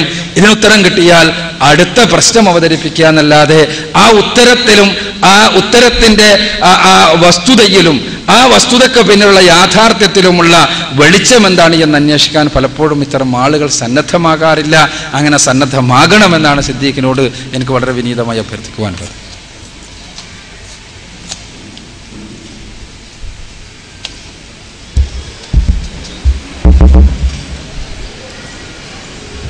അക്ബർ സാഹിബ്, താങ്കൾ വളരെ സമർത്ഥമായി മറുപടി പറയുന്ന ഒരാളാണെന്നാണ് എൻ്റെ ധാരണ. ഇതിനു മുമ്പ് ഞാൻ നമ്മുടെ മതിലകം ഭാഗത്ത് ഉണ്ടായ ഒരു സംവാദത്തിൽ ഒരു ചോദ്യം ചോദിക്കുകയുണ്ടായി. അന്നും താങ്കൾ വളരെ സമർത്ഥമായി ഒഴിഞ്ഞു മാറുകയാണ് ചെയ്തത്. അതായത് ഞാൻ ഈ വിധിവിലക്കുകൾ എന്ന് പറഞ്ഞ പുസ്തകത്തിൽ നിന്നൊരു ചോദ്യം ചോദിച്ചപ്പോൾ താങ്കൾ പറഞ്ഞത്, സിദ്ദീഖെ ഞാൻ വിധിവിലക്കുകൾ വായിച്ചിട്ടില്ല, സിദ്ദീഖിനോ എനിക്കോ ലോകത്തെ മുഴുവൻ കാര്യങ്ങളും അറിയാൻ കഴിയില്ല. ഞാൻ ഈ 38 വയസ്സ് കാലത്തിനിടയിൽ ഏകദേശം 4000-ഓളം പുസ്തകങ്ങൾ വായിച്ചിട്ടുള്ള ഒരാളാണ്. അതിനുവേണ്ടി ശ്രമിച്ചുകൊണ്ടിരിക്കുന്ന ഒരാൾ കൂടിയാണ്. താങ്കൾ എൻ്റെ ഈ ചോദ്യത്തിന് ഒരു ഉത്തരം നൽകാതെ ഒഴിഞ്ഞു മാറുന്നത് കണ്ടപ്പോൾ സത്യത്തിൽ എനിക്ക് വളരെയധികം സങ്കടമാണ് തോന്നുന്നത്. കാരണം അക്ബർ സാഹിബിനെ ശ്രമിക്കുന്ന ഒരുപാട് പേരുണ്ട്. ഞാൻ ചോദിച്ച ചോദ്യത്തിനുള്ള ഒരു ഉത്തരം, എന്തുകൊണ്ട് ദൈവത്തിന് എന്തുകൊണ്ട് അത് കഴിഞ്ഞില്ല?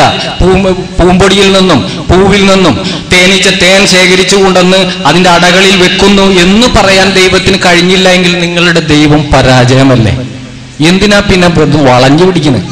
തേനീച്ച അതിൻ്റെ വായിലോ കിളി അതിൻ്റെ വായിലോ കൊണ്ടെന്നുള്ളതല്ല, അതിൻ്റെ ആമാശയത്തിൽ നിന്ന് വരുന്നു എന്ന് പരിശുദ്ധ ഖുർആൻ പറയുന്നു. ദൈവം പറയുന്നു, എന്നെ സൃഷ്ടിച്ച മണ്ടനായ ദൈവം അതല്ലേ ശരി? ഒരു ഉപചോദ്യം ചോദിക്കാമെങ്കിൽ ഞാൻ അടുത്തൊരു ചോദ്യം ചോദിക്കുന്നു, ഇതുമായി ബന്ധപ്പെട്ടതല്ല. ആത്മാവ് ഉണ്ടോ? ഉണ്ടെങ്കിൽ പല്ലിയെ തല്ലുമ്പോൾ വാൽ മുറിച്ചിടുകയും വാല് പിടയ്ക്കുകയും ശരീരഭാഗം ഓടിമറിയുകയും ചെയ്യുമ്പോൾ രണ്ടാത്മാവില്ലേ?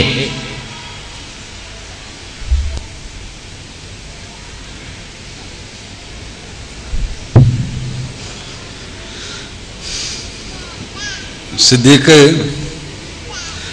4000 പുസ്തകം വായിച്ചിട്ട് ഇതാണ് സ്ഥിതിയെങ്കിൽ അപ്പോ കൂടുതൽ വായിക്കാതിരിക്കുന്നതാണോ നല്ലതെന്ന് അത്ഭുതപ്പെടുകയാണ് ഞാൻ.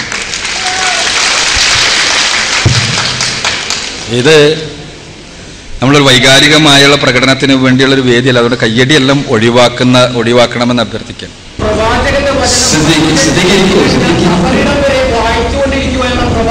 വചനത്തിന് എതിരാണ് താങ്കൾ ഇപ്പോൾ പറഞ്ഞത്. പ്രവാചക വചനത്തിനെതിരെ പറഞ്ഞ പ്രവാചകൻ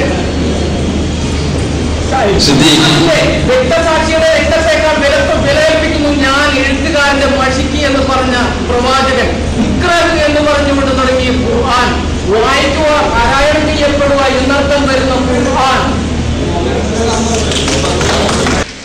സിദ്ദീഖ് ഇവിടെ ഇപ്പൊ പറഞ്ഞ കാര്യങ്ങൾ അദ്ദേഹം ആദ്യം പറഞ്ഞതിന് നേരെ എതിരാണ്. അഥവാ അദ്ദേഹം ഇവിടെ പറഞ്ഞത് എന്താണ്? എല്ലാ പ്രവാചകന്മാരും കള്ളന്മാരും കൊള്ളരുതാത്തവരും കളവ് മാത്രം പറയുന്ന ആളുകളുമാണ്. ഇത്രയുമെങ്കിലും പ്രവാചകൻ സല്ലല്ലാഹു അലൈഹി വസല്ലം നല്ലത് പറഞ്ഞിട്ടുണ്ടെന്ന് സമ്മതിക്കാൻ സിദ്ദീഖിന് കഴിഞ്ഞല്ലോ എന്നത് അദ്ദേഹത്തിന്റെ ആദ്യത്തെ പദത്തിന് തന്നെ എതിരാണ്. സത്യസന്ധമായി ഞാനിവിടെ അത്തരം ഈ രൂപത്തിലുള്ള ഇവിടെ CD ഉണ്ട്, റെക്കോർഡ് ചെയ്തിട്ടുണ്ട്, നിങ്ങൾക്ക് കാണാവുന്നതാണ്. ഞാൻ അങ്ങനത്തെ ഈ രൂപത്തിലുള്ള ഒരു തർക്ക വിതർക്കങ്ങൾക്ക് വേണ്ടിയല്ല നമ്മൾ ഇത്തരം പ്രോഗ്രാമുകൾ സംഘടിപ്പിക്കുന്നത്. ഇവിടെ ഞാൻ വീണ്ടും ആവർത്തിക്കുന്നു, സിദ്ദീഖ്, ഞാൻ പറഞ്ഞത് താങ്കളെ വലുതാക്കുവാനോ ചെറുതാക്കുവാനോ വേണ്ടിയല്ല.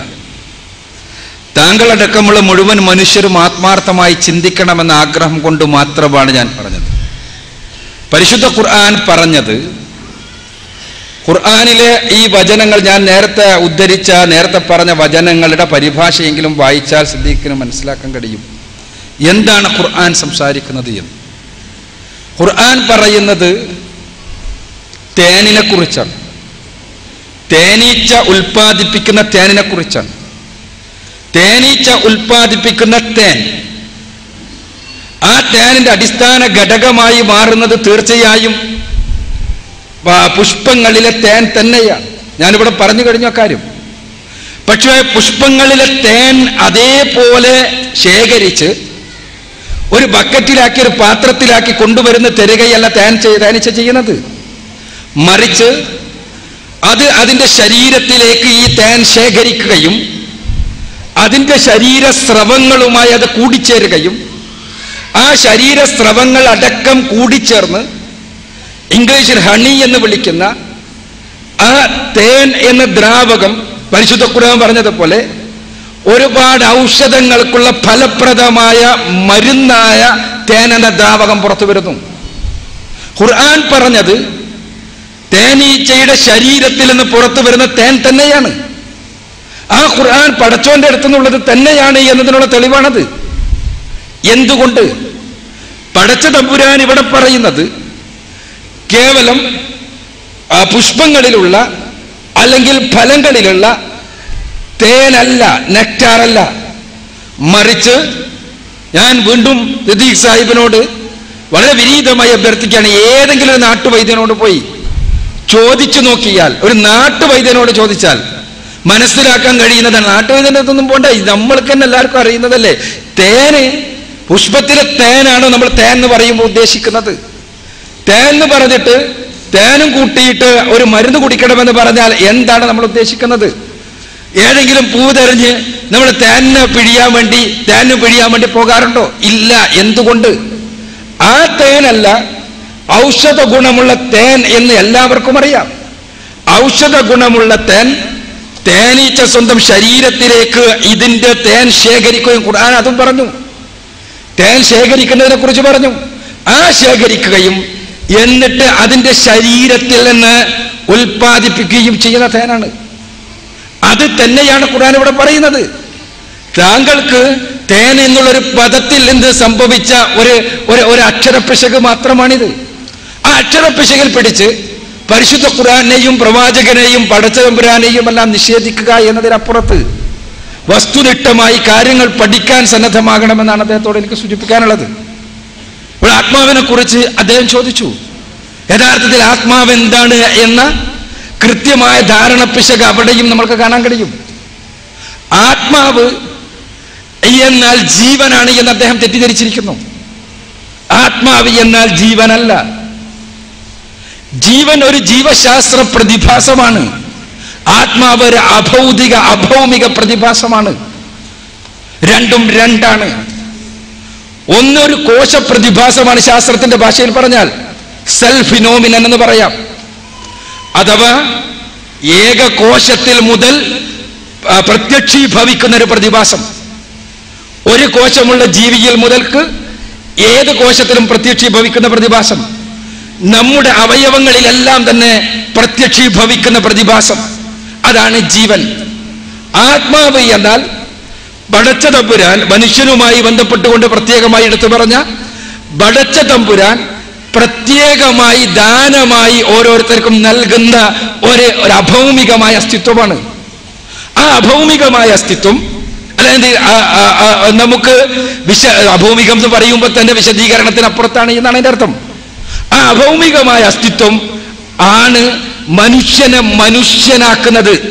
അവന്റെ ശരീരത്തിന് പുറത്തുള്ള അവസ്ഥ ഒഴിച്ചു നിർത്തിയാൽ അവിടെ നമ്മൾ മനസ്സിലാക്കേണ്ടത്, ഇനി ഒന്നുകൂടി മനസ്സിലാക്കാൻ വേണ്ടി ഞാൻ സൂചിപ്പിക്കട്ടെ,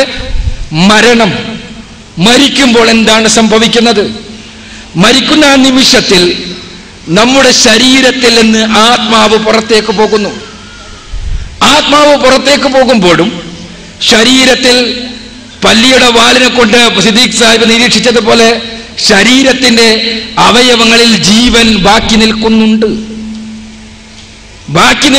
ജീവൻ രണ്ട് ജീവനുള്ളത് കൊണ്ടല്ല, മറിച്ച് ജീവൻ എന്നതൊരു കോശപ്രതിഭാസമായത് കൊണ്ട് തന്നെ നമുക്കറിയാം ഈ സമയത്ത് വേണമെങ്കിൽ നമുക്ക് അംഗങ്ങൾ, നമ്മുടെ ശരീരാവയവങ്ങൾ വേണമെങ്കിൽ മറ്റുള്ളവർക്ക് ട്രാൻസ്പ്ലാന്റ് ചെയ്യാം, മറ്റുള്ളവർക്ക് ഉപയോഗപ്പെടുത്താം, കണ്ണ് ഉപയോഗപ്പെടുത്താം, അതേപോലെ തന്നെ ശരീരത്തിന്റെ മറ്റ് പല അവയവങ്ങളും ഉപയോഗപ്പെടുത്താം. എന്തുകൊണ്ടാണ് അത് ഉപയോഗപ്പെടുത്താൻ കഴിയുന്നത്? കണ്ണ് ആണെങ്കിൽ കണ്ണിന് 3 മുതൽ 4 വരെ മണിക്കൂർ നേരം ജീവനുണ്ടാകും. കണ്ണിലെ കോശങ്ങൾ മരിക്കില്ല, നമ്മുടെ ശരീരത്തിൽ നിന്ന് ആത്മാവ് പുറത്തു പോയാലും എന്നർത്ഥം. ഇത് രണ്ടും ഒന്നാണ് എന്ന് ധരിച്ചതാണ് ബഹുമാന്യനായ സിദ്ദീഖ് സാഹിബിന് സംഭവിച്ച അപകടം. ഇവിടെ പരിശുദ്ധ ഖുർആന്റെ ഭാഷയിൽ പറഞ്ഞാൽ ഖുർആൻ പറയുക ജീവൻ എന്നതൊരു പൊതുപ്രതിഭാസമാണ് എന്നും ആത്മാവ് പടച്ച തമ്പുരാന്റെ പ്രത്യേകമായ ദാനമാണ് എന്നുപാട്. അപ്പോ ഇത് രണ്ടും രണ്ട് പ്രതിഭാസങ്ങളാണ്.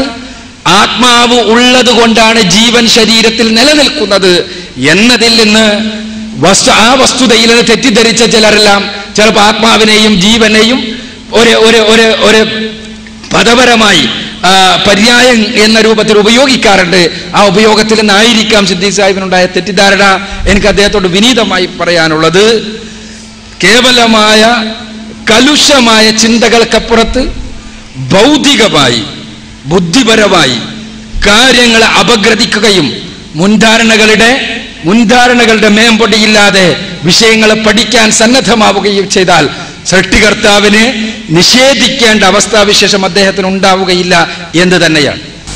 നേരത്തെ സുഹൃത്ത് സിദ്ദീഖ് ചോദിച്ചപ്പോൾ അദ്ദേഹം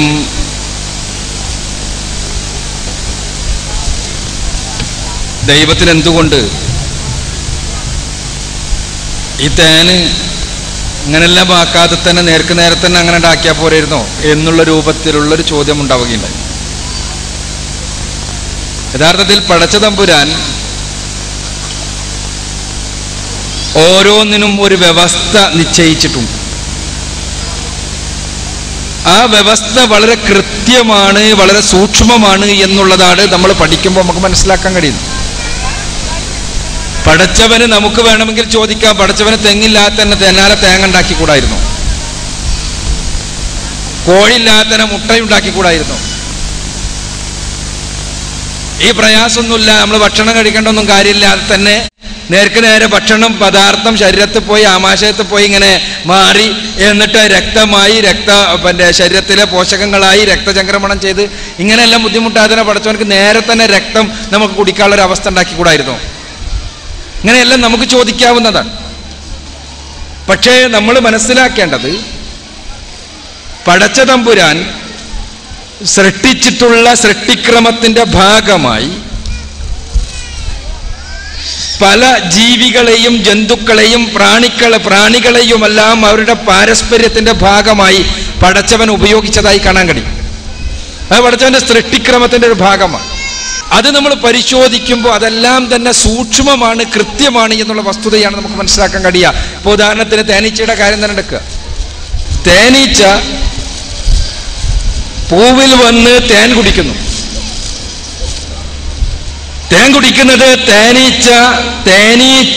പൂവിന് ആവശ്യമുണ്ട്. പൂവിന് ആവശ്യമുണ്ട്. എന്തിനാണ്? അത് പരാഗണം നടക്കണം ഇതിലൂടെ.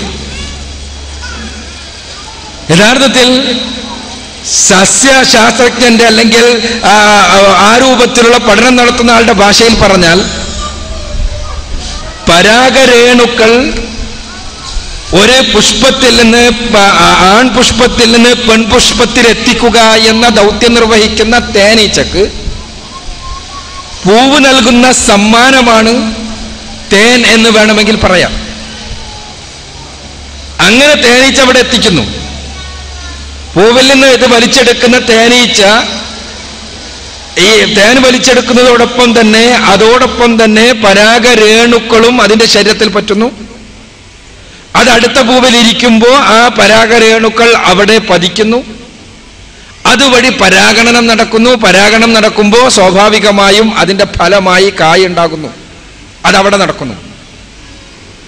അതോടൊപ്പം തന്നെ തേനീച്ചയെ സംബന്ധിച്ചിടത്തോളം അതിന്റെ ഭക്ഷണമായി തേൻ മാറുന്നു. അതോടൊപ്പം ഈ തേനിനെ മനുഷ്യർക്കും മറ്റു പല ജീവികൾക്കും ഉപകാരപ്രദമാകുന്ന രൂപത്തിലുള്ള ഒരു പ്രത്യേക ഒരു ചംക്രമണ വ്യവസ്ഥയനുസരിച്ച് തേനീച്ചയുടെ ശരീരത്തിൽ അത് തേനായി മാറുകയും ചെയ്യുന്നു. അവിടെയും തേനീച്ച തേൻ ഉൽപ്പാദിപ്പിക്കുന്നതിന്റെ ജീവശാസ്ത്രപരമായി അതൊരിക്കലും തന്നെ മനുഷ്യന് ഉപയോഗിക്കാൻ വേണ്ടിയല്ല, മറിച്ച് അതിന്റെ പ്രത്യുൽപാദനത്തിന് അതിനാവശ്യമായ കൂടിൽ മറ്റ് അതിന്റെ കുഞ്ഞുങ്ങളുടെ വളർച്ചയ്ക്ക് ആവശ്യമായിട്ടുള്ളൊരു തലത്തിലാണ് അതിന്റെ തേന്റെ ഉൽപാദനം. പക്ഷെ അത് മനുഷ്യന് ഉപകാരപ്രദമായി മാറുന്നു. ഇതെല്ലാം പടച്ചവന്റെ ഒരു സൃഷ്ടിഘടനയുടെ വളരെ സമർത്ഥമായ പാരസ്പര്യമാണ് നമുക്ക് അവിടെ കാണാൻ കഴിയും. ഈ പാരസ്പര്യം പോലും അത്ഭുതകരമാണ്. ഇത് ഓരോന്നും അത്ഭുതകരമാണ്. പൂവാണോ തേനീച്ചയാണോ ഈ പരാഗണത്തിലുള്ള കാര്യങ്ങളാണോ മനുഷ്യനാണോ ഇങ്ങനെ എന്താണ് ആദ്യം ഉണ്ടായതെന്നെല്ലാം ചോദിച്ചാൽ ഉത്തരം പറയാൻ കഴിയാത്ത വിധം അത്രയും വളരെ വളരെ വളരെ സൂക്ഷ്മമായിട്ടാണ് അവയെ പരസ്പരം ബന്ധപ്പെടുത്തിയിട്ടുള്ളത്. അപ്പൊ അതുകൊണ്ട് തന്നെ ഞാൻ സൂചിപ്പിക്കുന്നത് പടച്ച തമ്പുരാൻ ഈ സൃഷ്ടിഘടനയിൽ സ്വീകരിച്ചിട്ടുള്ള ഒരു ക്രമം വളരെ സൂക്ഷ്മമാണ് എന്നുള്ള വസ്തുത തന്നെയാണ് ഇക്കാര്യവും വ്യക്തമാക്കുന്നത് എന്നുള്ളതാണ്.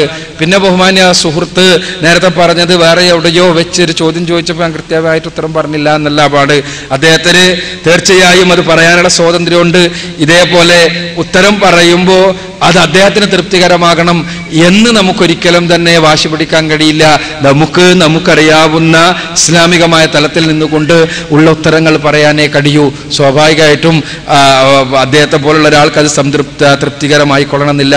ഇവിടെ അദ്ദേഹം ചോദിച്ച ചോദ്യങ്ങൾക്കെല്ലാം തന്നെ ഇസ്ലാമികമായ തലത്തിൽ നിന്ന് ഉത്തരം പറഞ്ഞു കഴിഞ്ഞിട്ടുണ്ട് എന്ന് പറയാൻ ഞാൻ ആഗ്രഹിക്കാം. അസ്സലാമു അലൈക്കും. എൻ്റെ പേര് മുഹമ്മദ് ഷഫീർ. എന്നോട് പല ഇസ്ലാമികരല്ലാത്ത സുഹൃത്തുക്കൾ ചോദിച്ചിട്ടുള്ള ചോദ്യത്തിന് വളരെ തൃപ്തികരമായ രീതിയിലൊരു മറുപടിയാണ് ഞാൻ പ്രതീക്ഷിക്കുന്നത്. ചോദ്യം: ഖുർആൻ ദൈവിക സൃഷ്ടിയാണെങ്കിൽ ഖുർആനിൽ പറയുന്നത്, ഖുർആൻ തന്നെ പറയുന്നു 1,00,000-ൽ പരം പ്രവാചകന്മാർ ഇവിടെ മനുഷ്യ സമുദായത്തിനായി വന്നിട്ടുണ്ട് എന്ന്. 25 പേരോളമാണ് ഖുർആനിൽ പറയുന്നത്. എന്നാൽ ഈ പറയുന്നവരെല്ലാം തന്നെ അറേബ്യൻ ഉപഭൂഖണ്ഡങ്ങളിലോ അതിനോ സമീപത്തോ ഉള്ള ആൾക്കാരെ കുറിച്ചാണ് ഖുർആനിലും ഉള്ള സൂചനകൾ. എന്തുകൊണ്ട് ഖുർആൻ മനുഷ്യരെ എന്ന് അഭിസംബോധന ചെയ്യുന്ന ഖുർആൻ എന്തുകൊണ്ട് മറ്റു സമുദായങ്ങളെ കുറിച്ച് അതല്ലെങ്കിൽ മറ്റു പുറമെയുള്ള മനുഷ്യരെ കുറിച്ച്, മറ്റു സമുദായങ്ങൾ, മറ്റു രാജ്യങ്ങളെ കുറിച്ച് എന്തുകൊണ്ട് ഖുർആനിൽ വന്നില്ല? മറ്റു ചോദ്യം, ഖുർആൻ പറയുന്ന അതേ പ്രവാചകന്മാർ തന്നെ മറ്റു സമുദായങ്ങളിൽ, അതായത് ക്രിസ്ത്യൻ ബൈബിളിലും തൗറാത്തിലുമൊക്കെ ഉള്ള സംഭവങ്ങൾ തന്നെയാണ് ഖുർആനും പറയുന്നത് എന്നതുകൊണ്ട് അവർ പറയുന്ന ചോദ്യം, ഖുർആൻ ഒരു മനുഷ്യ സൃഷ്ടിയും മുഹമ്മദിന്റെ ഒരു സൃഷ്ടിയുമാണ്, അതുകൊണ്ടാണ് മുൻ കഥകൾ മാത്രമായി ഖുർആനിൽ വന്നിട്ടുള്ളത്. ദൈവത്തിൽ നിന്നുള്ളതാണെങ്കിൽ ഖുർആൻ അതെല്ലാം വളരെ സംക്ഷിപ്തമായി പറയുമായിരുന്നു എന്നാണ് ചോദ്യം.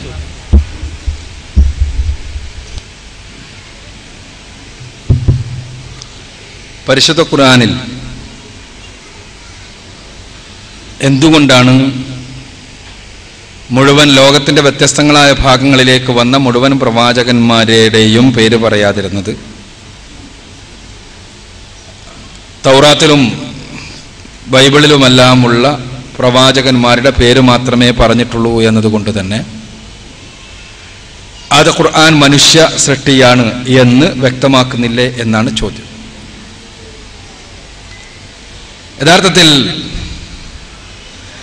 ഖുർആനിന്റെ ദൗത്യത്തെയോ പരിശുദ്ധ ഖുർആൻ മുന്നോട്ട് വെക്കുന്ന ആദർശത്തെയോ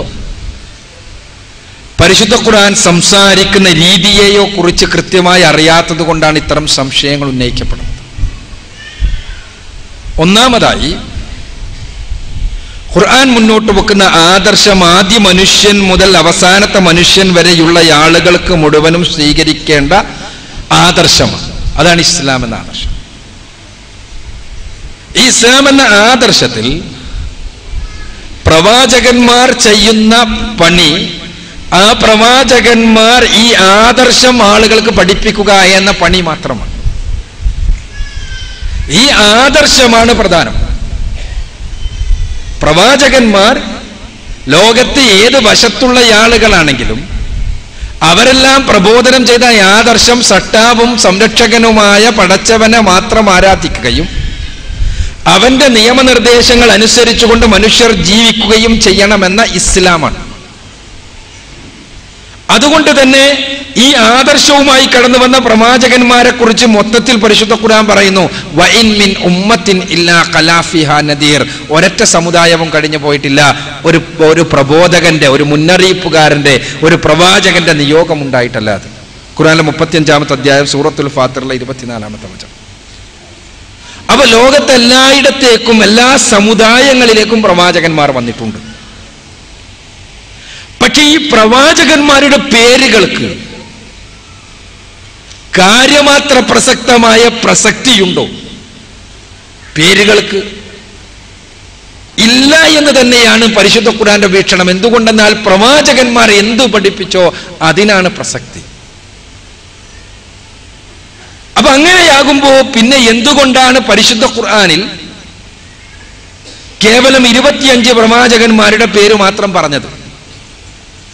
അതിൽ തന്നെ പഴയ നിയമത്തിലുള്ള അല്ലെങ്കിൽ ബൈബിളിലുള്ള തൗറാത്തിലുള്ള പ്രവാചകന്മാരുടെ പേരുകളാണ് താനും. അതൊരു അബദ്ധമാണ് കേട്ടോ. പരിശുദ്ധ ഖുർആനിൽ ബൈബിൾ മുഴുവനും പരിധിയാലും ലഭിക്കാത്ത ഒരുപാട് പ്രവാചകന്മാരുടെ പേരുകൾ ഖുർആൻ പറഞ്ഞു പോകുന്നുണ്ട്. ഖുർആൻ ചരിത്രം പറയുന്ന സാലിഹ് നബി അലൈഹി സ്വലാത്തു വസ്സലാം ബൈബിളിൽ നമുക്ക് കാണാൻ കഴിയാത്ത പ്രവാചകനാണ്. ഹൂദ് നബി അലൈഹി സ്വലാത്തു വസ്സലാം ബൈബിളിൽ നമുക്ക് കാണാൻ കഴിയാത്ത പ്രവാചകനാണ്. ഇങ്ങനെ പല പ്രവാചകന്മാരുടെയും പേര് ബൈബിളിലില്ലാത്ത മറ്റു വേദഗ്രന്ഥങ്ങളിൽ കാണാൻ കഴിയാത്ത പ്രവാചകന്മാരുടെ പേരുകൾ നമുക്ക് കാണാൻ കഴിയും.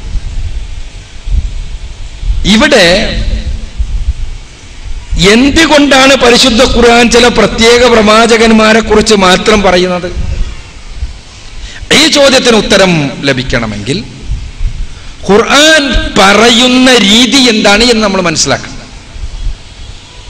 ബൈബിളിൽ നിങ്ങൾക്ക് പരിശോധിച്ചാൽ കാണാൻ കഴിയും, ബൈബിൾ 1-ാം തീയതി മുതൽക്കുമുള്ള വർത്തമാനം പറയാൻ തുടങ്ങുന്നത്. ഉൽപ്പത്തി പുസ്തകത്തിൽ 1-ാമത്തെ അധ്യായം തുടങ്ങുന്നത് തന്നെ ആദിയിൽ ആകാശവും ഭൂമിയും ഉണ്ടായിരുന്നു എന്ന് പറഞ്ഞു, പിന്നെ ആകാശവും ഭൂമിയും സൃഷ്ടിച്ചു എന്ന് പറഞ്ഞുകൊണ്ടുള്ള ആ സൃഷ്ടിക്രമത്തെ വിശദീകരിച്ചുകൊണ്ടാണ്. 1-ാം തീയതി മുതൽക്ക് ഇങ്ങനെ വന്ന് ആദമുണ്ടായി, പിന്നെ നോഹയുണ്ടായി എന്നെല്ലാം പറഞ്ഞിട്ട് ഇങ്ങനെ പോവാണ്.